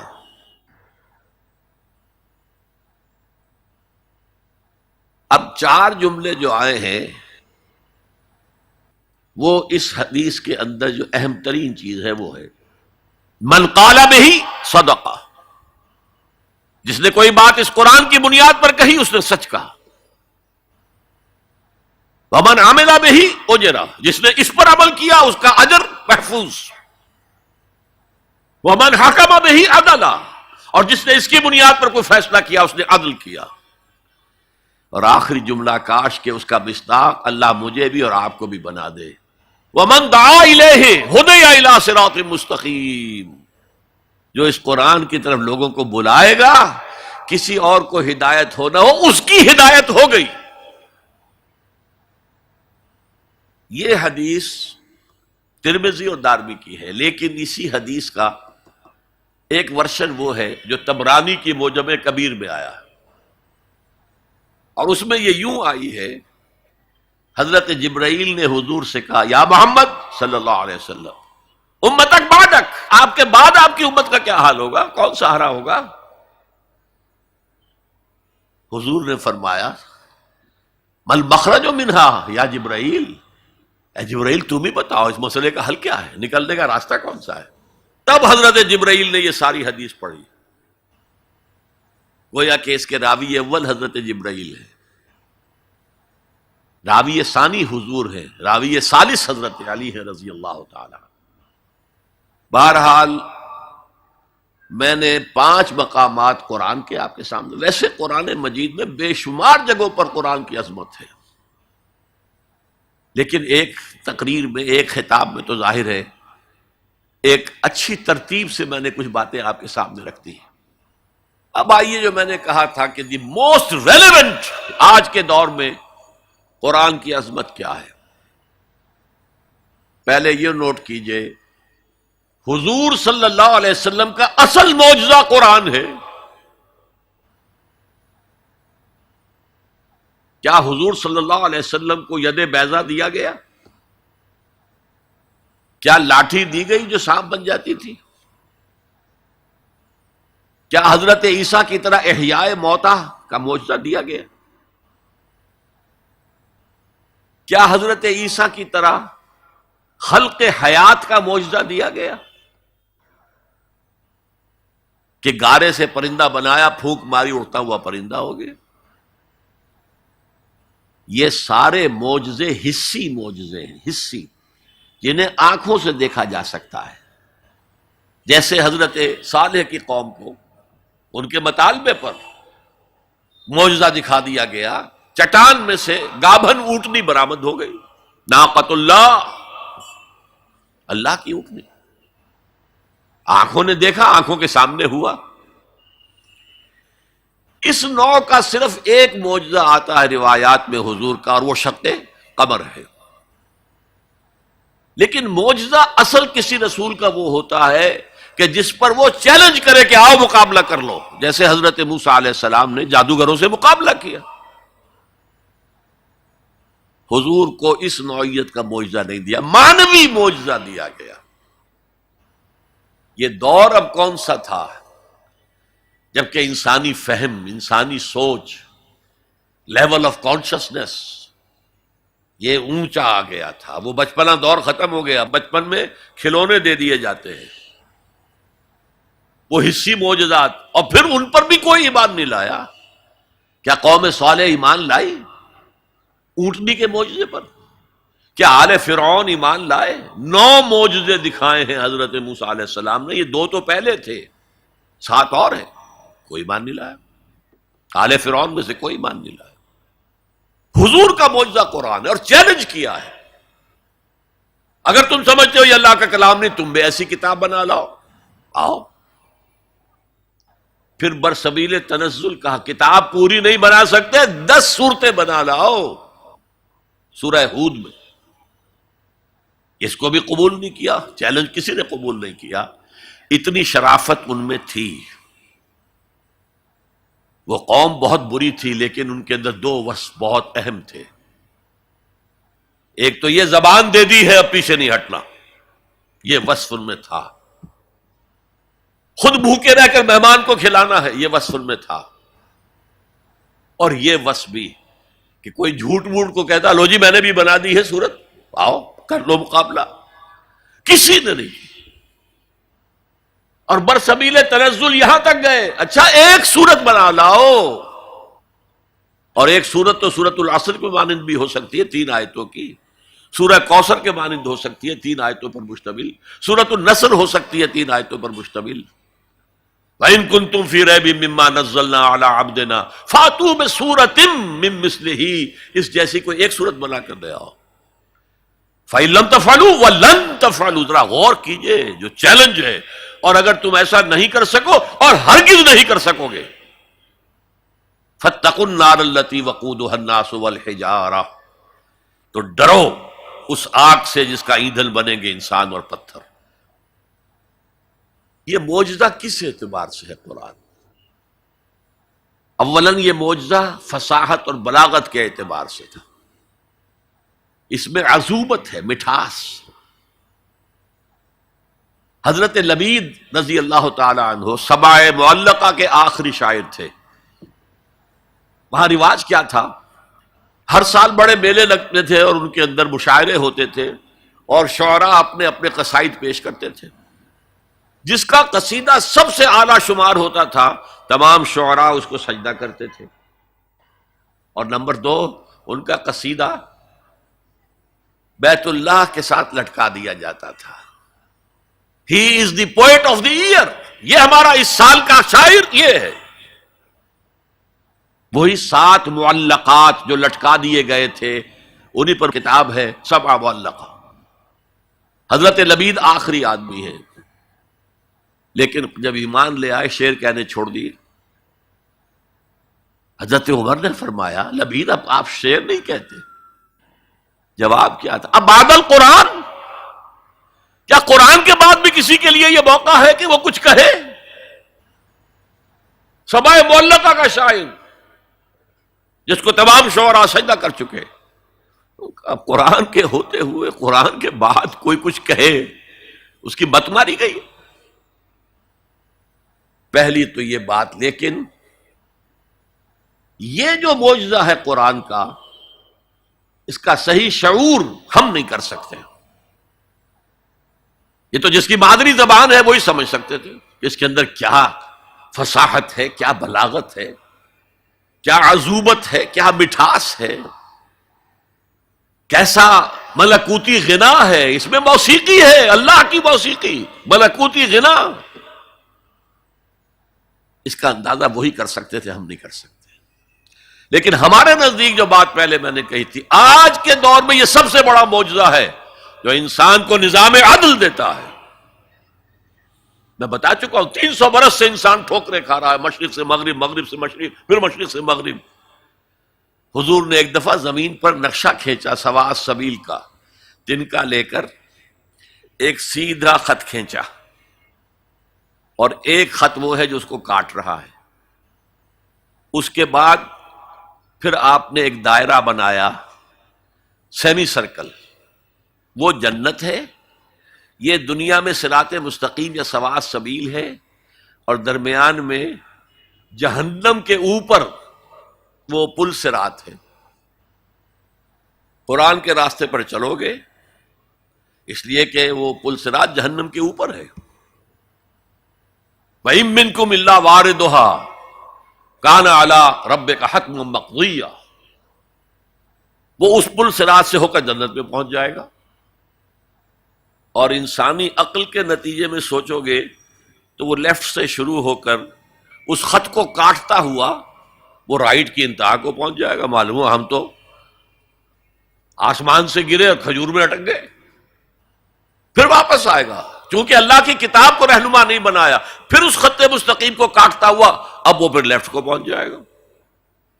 اس طرح آپ نے لکیریں کھینچی، یہ ٹیڑھے راستے ادھر سے ادھر، ادھر سے ادھر، ادھر سے ادھر ہو کر یہ جہنم میں جاتے ہیں سارے کے سارے.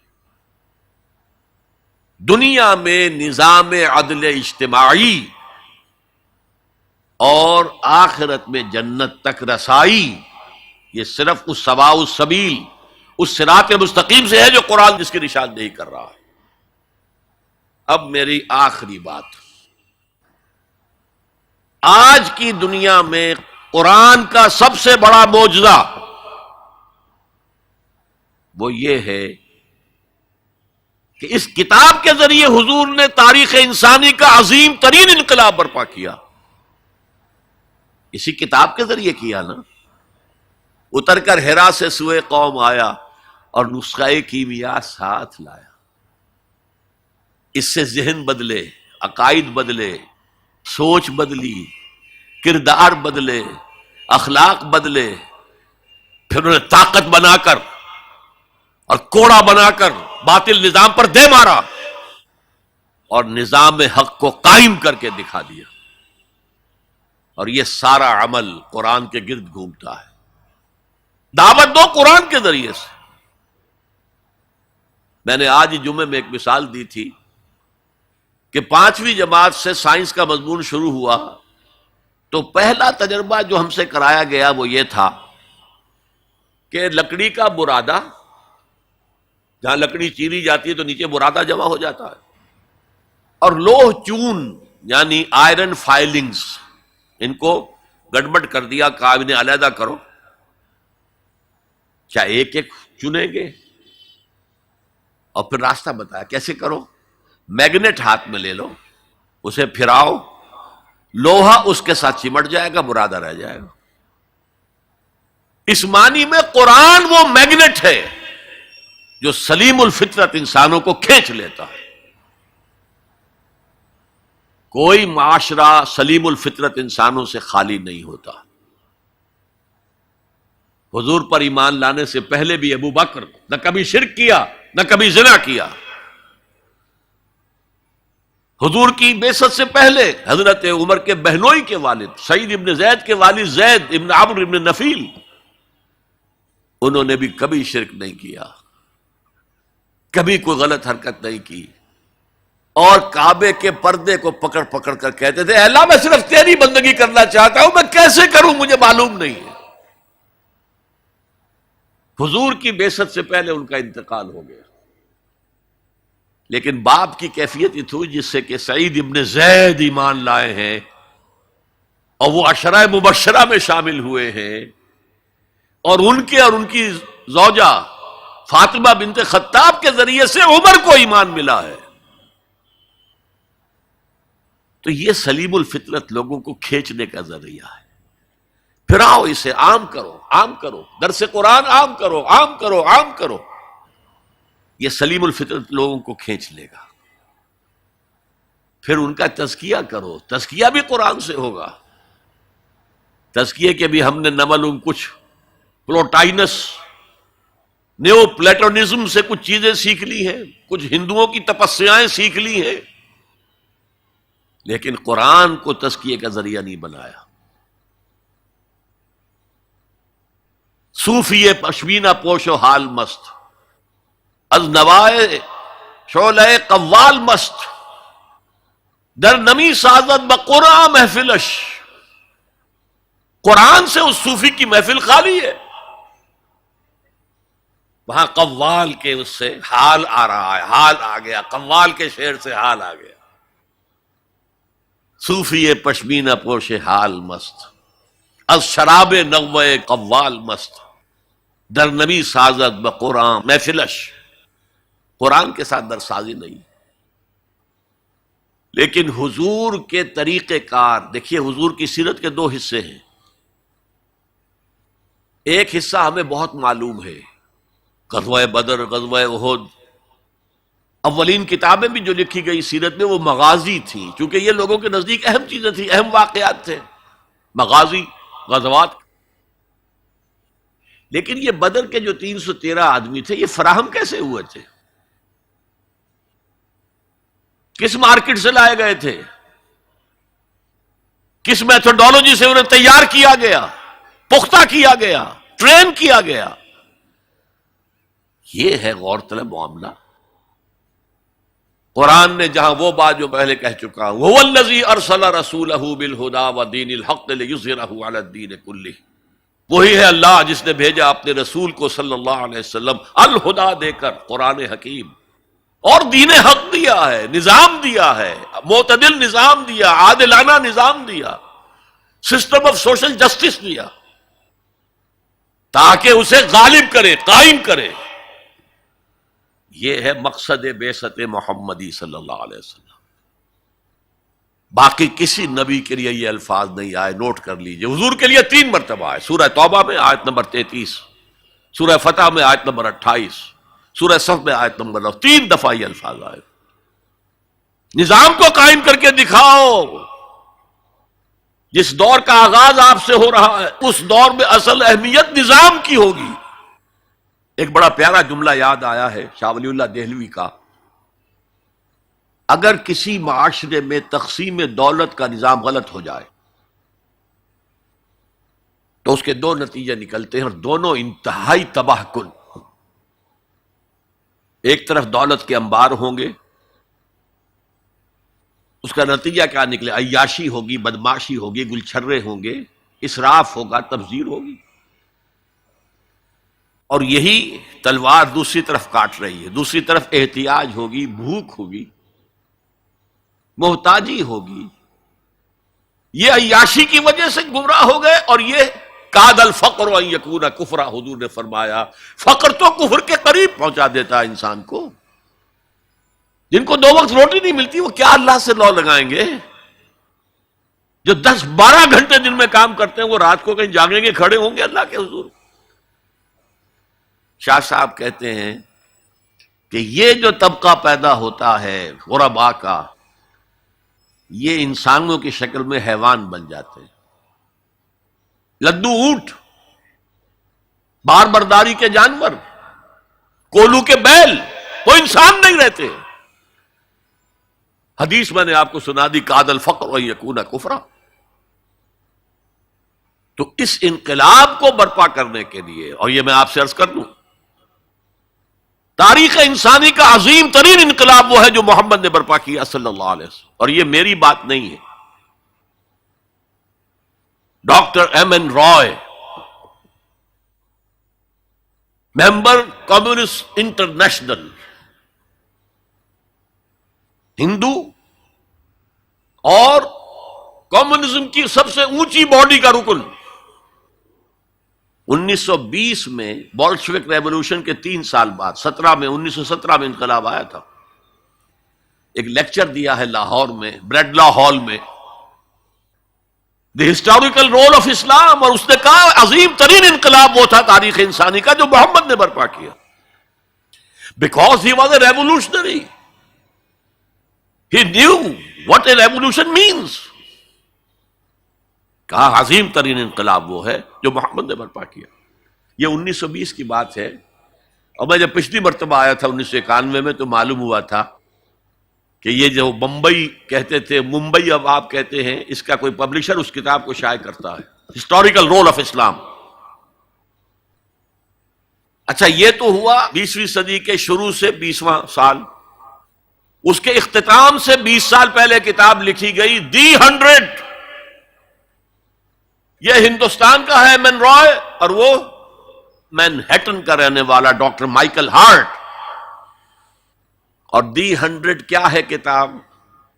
A selection and gradation of the most influential personalities of human history. 100 آدمی چن لیے تاریخ انسانی کے عظیم ترین، جنہوں نے تاریخ کے دھارے کے رخ کو موڑا ہے. عام آدمی تو تاریخ کے رخ کے اندر بہہ جاتے ہیں، جو رخ ہے چلو تم ادھر کو ہوا ہو جدھر کی. کچھ لوگ ایسے بھی دنیا میں پیدا ہوئے ہیں جنہوں نے تاریخ کے دھارے کے رخ کو تھوڑا موڑا ہے. تو سلیکشن میں تو 100 نام گن لیے، اور پھر گریڈیشن کی سب سے زیادہ کس نے موڑا، پھر کون پھر کون پھر کون، اور نمبر 1 پر لایا ہے محمد کو صلی اللہ علیہ وسلم. جو کتاب اویلیبل ہے آپ پڑھیں، اور بڑے خوبصورت الفاظ اس کے ہیں. Naturally I O an explanation. میں عیسائی ہوں، حضرت مسیح کو نمبر 3 پر لے گیا ہوں اور محمد کو نمبر 1 پر رکھ رہا ہوں، تو یقیناً مجھے کوئی نہ کوئی اس کی ایکسپلینیشن دینی ہوگی، کوئی توجیہ کرنی ہوگی. اور پھر اس نے وہ جملہ لکھا ہے جو میرے علم کی حد تک کسی مسلمان کی رسائی اس تک نہیں ہوئی. This is because he was the only person who was supremely successful on both the religious and secular fields. تاریخ انسانی میں ایک ہی آدمی ہے جو ریلیجس اور سیکولر دونوں میدانوں میں بہت اونچا ہے. باقی سارے کیا ہیں؟ یا مذہب، روحانیت، اخلاق میں اونچے ہیں، تو ریاست، سیاست، اس سے کوئی سروکار ہی نہیں. حضرت عیسیٰ کا بھی یہی معاملہ ہے، گوتم بدھ کا بھی یہی معاملہ ہے. اور یا ادھر ہیں اونچے شہنشاہ ہیں، بڑے بڑے فاتح ہیں، تو دوسری طرف زیرو نہیں بلکہ مائنس لیول کو لانا پڑے گا. ایک ہی شخص ہے وہ کہتا ہے، ایک دی اونلی، اسی لیے میں نے 3 دفعہ دہرایا ہے، the only person who was supremely successful at both the religious and secular planes. یہ ہے حضور کا انقلاب. برپا کس سے کیا؟ کتاب سے کیا. چنانچہ 3 مرتبہ وہ الفاظ آئے ہیں قرآن میں کہ آپ کا مقصد تھا دین کو غالب کرنا، اور اس کے لیے طریقہ کار کیا تھا؟ 4 دفعہ الفاظ آئے،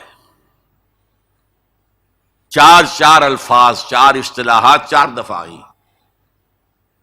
حضرت ابراہیم اور حضرت اسماعیل کی دعا، جب وہ اذ یرفع ابراہیم القواعد من البیت و اسماعیل، اس میں دعا میں شامل ہے ربنا وبعث فیہم رسولا منہم. اے اللہ، یہ جو میں اپنی نسل کی ایک شاخ کو یہاں آباد کر رہا ہوں، ان میں ایک رسول بھیجیو جو انہی میں سے ہو.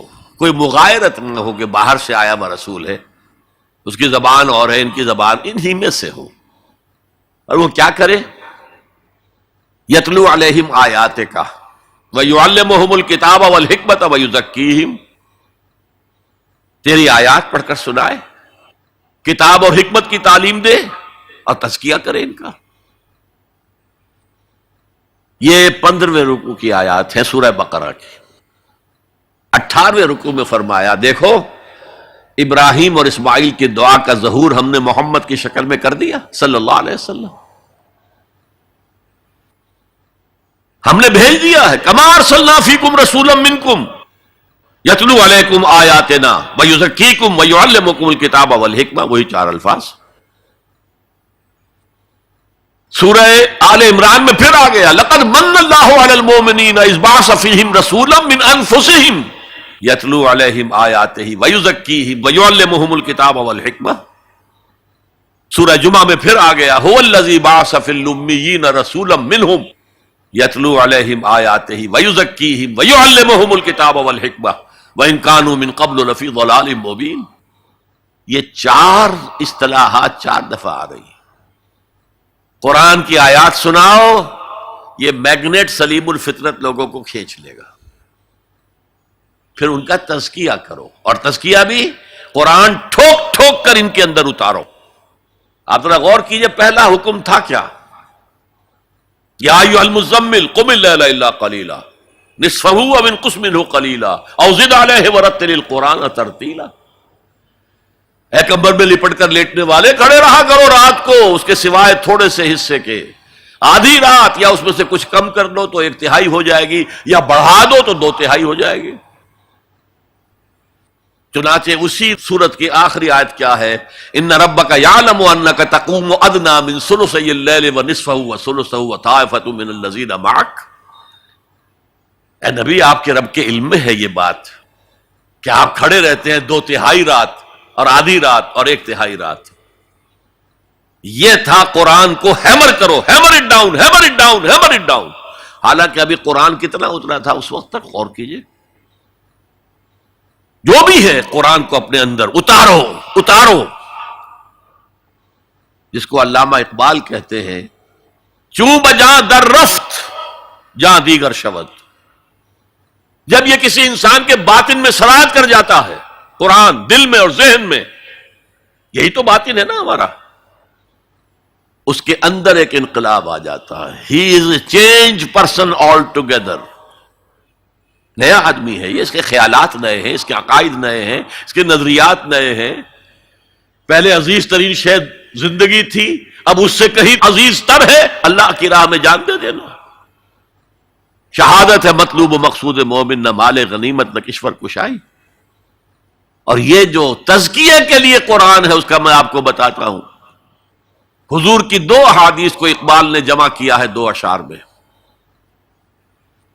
ایک حدیث میں آپ فرماتے ہیں ان الشیطان یجری من الانسان مجری الدم، شیطان انسان کے اندر خون کی طرح گردش کرتا ہے۔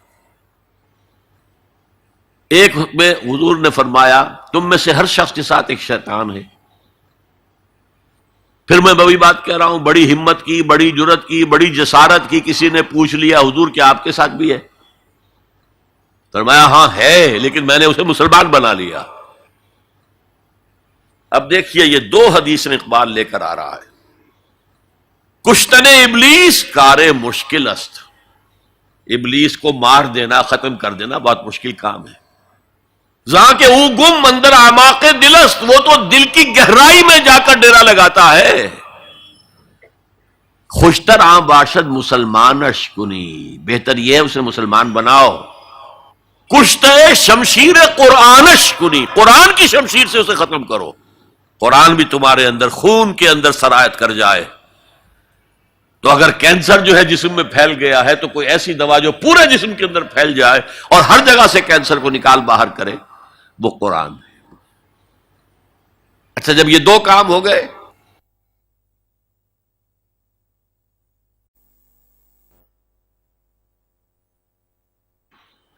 ایمان آ گیا، اب کتاب کی تعلیم دو۔ اب انہیں بتاؤ نماز فرض ہے، پنجگانہ نماز فرض ہے۔ اب انہیں بتاؤ رمضان کے روزے فرض ہیں۔ اب انہیں بتاؤ یہ کتاب ہے اصل میں۔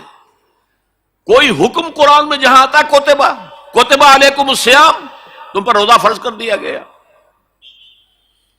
ان الصلاۃ کانت علی المؤمنین کتابا موقوتا، کتاب ہے، یہ حکم ہے اللہ کا۔ کوتبہ علیکم القتال، تم پر اب جنگ فرض کر دی گئی۔ اب کتاب پڑھاؤ انہیں۔ اگر پہلے دو مرحلے سر نہ ہوئے ہوں اور آپ بتائیں، بچوں سے کہتے ہیں نماز پڑھا کرو بھائی، نماز پڑھا کرو، نماز، اور اس پہ اثر ہی کوئی نہیں ہوتا۔ آپ نے اس کے ذہن کا جائزہ ہی نہیں لیا، اس کے ذہن میں کیا خناس بھرا ہوا ہے۔ وہ ڈارونزم کا مرید ہے یا مارکسزم کا مرید ہے یا فرائڈزم کا شکار ہے یا لاجیکل پازیٹیوزم کا شکار ہے یا امپیریسزم کا شکار ہے، میٹیریلزم کا شکار، آپ کو کیا پتا؟ اب آپ کہتے ہیں نا نماز پڑھو نماز پڑھو، نماز کیا؟ وہ اللہ ہی کو نہیں مانتا، نماز کس کی پڑھے؟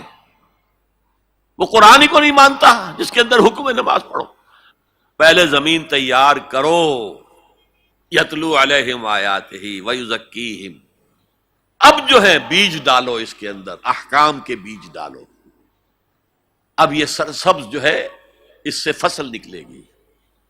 اور آخری درجہ حکمت، دیکھیے نوٹ کیجئے، تورات میں حکمت نہیں تھی، صرف احکام تھے، دی 10 کمانڈمنٹس۔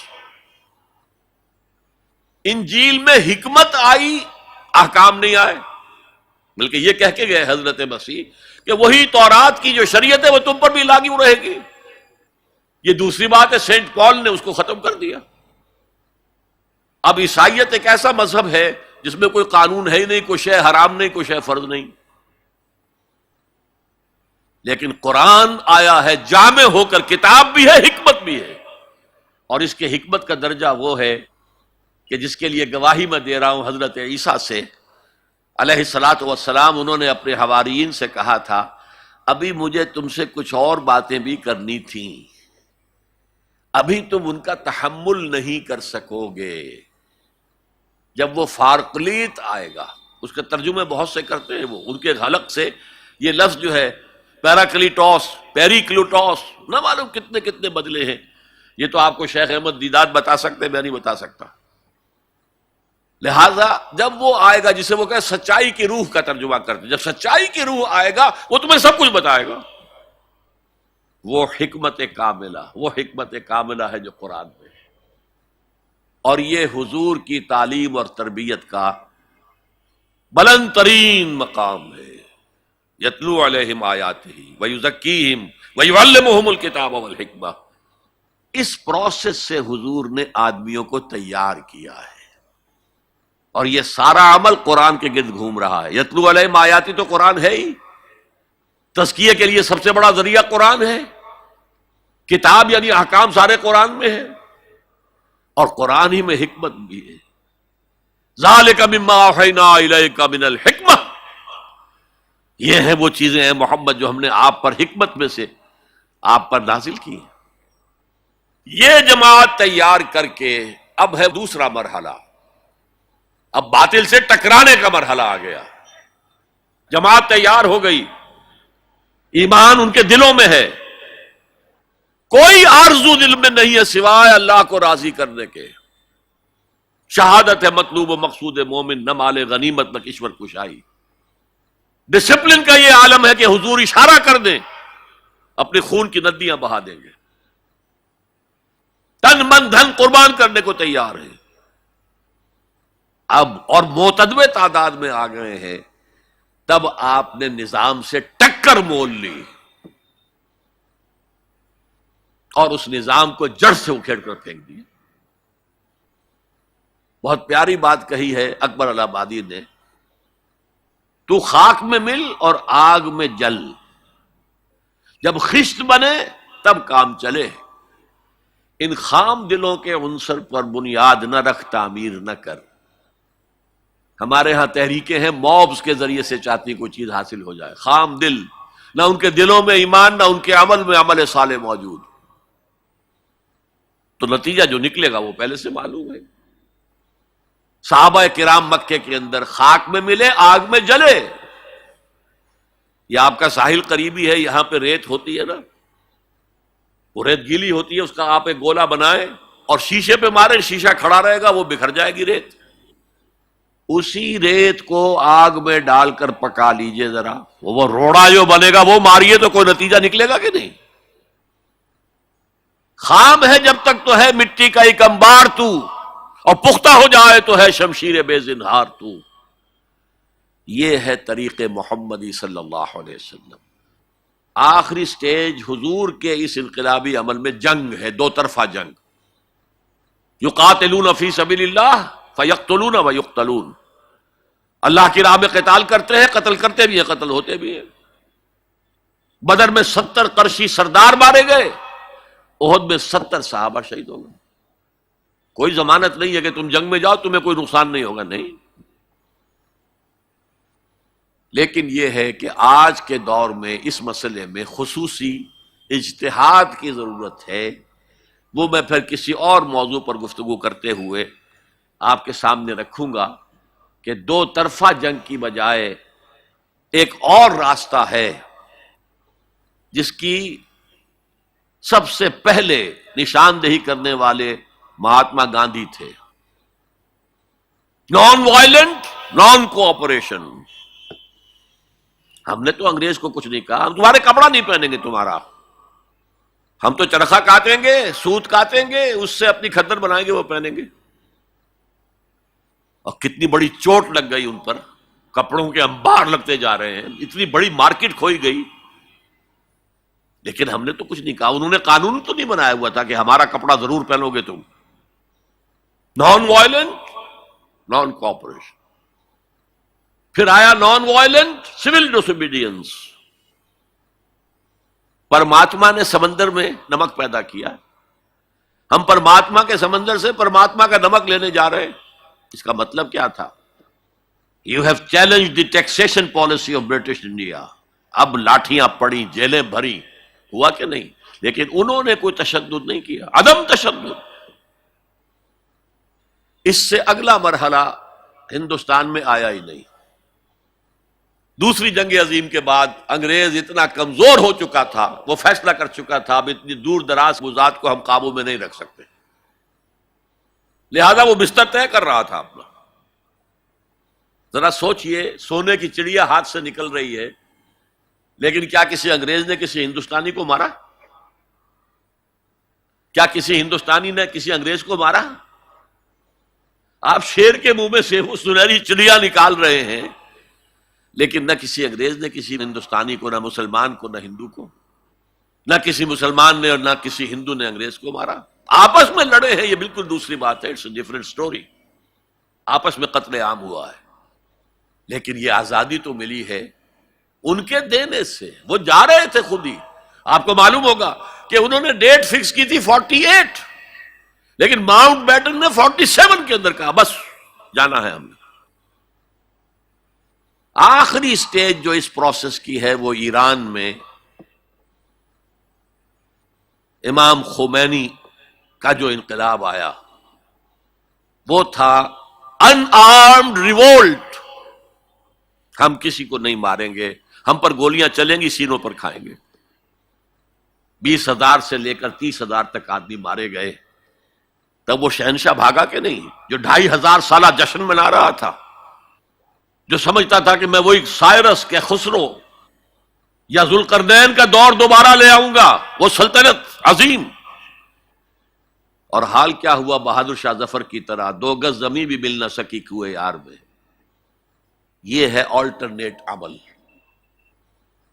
اس پر پھر کبھی موقع ہوا تو تفصیل سے بھی گفتگو کروں گا، لیکن قرآن وہ کتاب ہے جس کے ذریعے سے حضور نے انقلاب برپا کیا، جیسے کہ داس کیپٹل وہ کتاب ہے جس کے ذریعے سے مونشویکس اینڈ بولشویکس نے رشیا میں انقلاب برپا کیا۔ نیست پیغمبر ولیکن در بغل دارت کتاب۔ وہ مارکس جو ہے پیغمبر تو نہیں ہے، لیکن اپنی بغل میں کتاب لے کے آیا ہے۔ اور وہ داس کیپٹل کس قدر مؤثر تھی، اس نے کس طرح لوگوں کو پوزیس کیا ہے اور کس طریقے سے لوگوں کو تیار کیا ہے کہ زار کی فوجوں کے سامنے کھڑے ہوئے ہیں اور گولیاں کھا رہے ہیں سینہ کھول کر۔ وہ ایک کتاب تھی، وہ بھی کتاب تھی۔ انقلاب روس داس کیپٹل کا نتیجہ ہے، اور انقلاب محمدی صلی اللہ علیہ وسلم قرآن مجید کا ذریعہ ہے۔ یہ ہے اس دور میں نے بتایا کہ سب سے بڑی ضرورت نظام عدل اجتماعی، اور اس کو قائم کرنے کا سب سے بڑا ذریعہ قرآن حکیم۔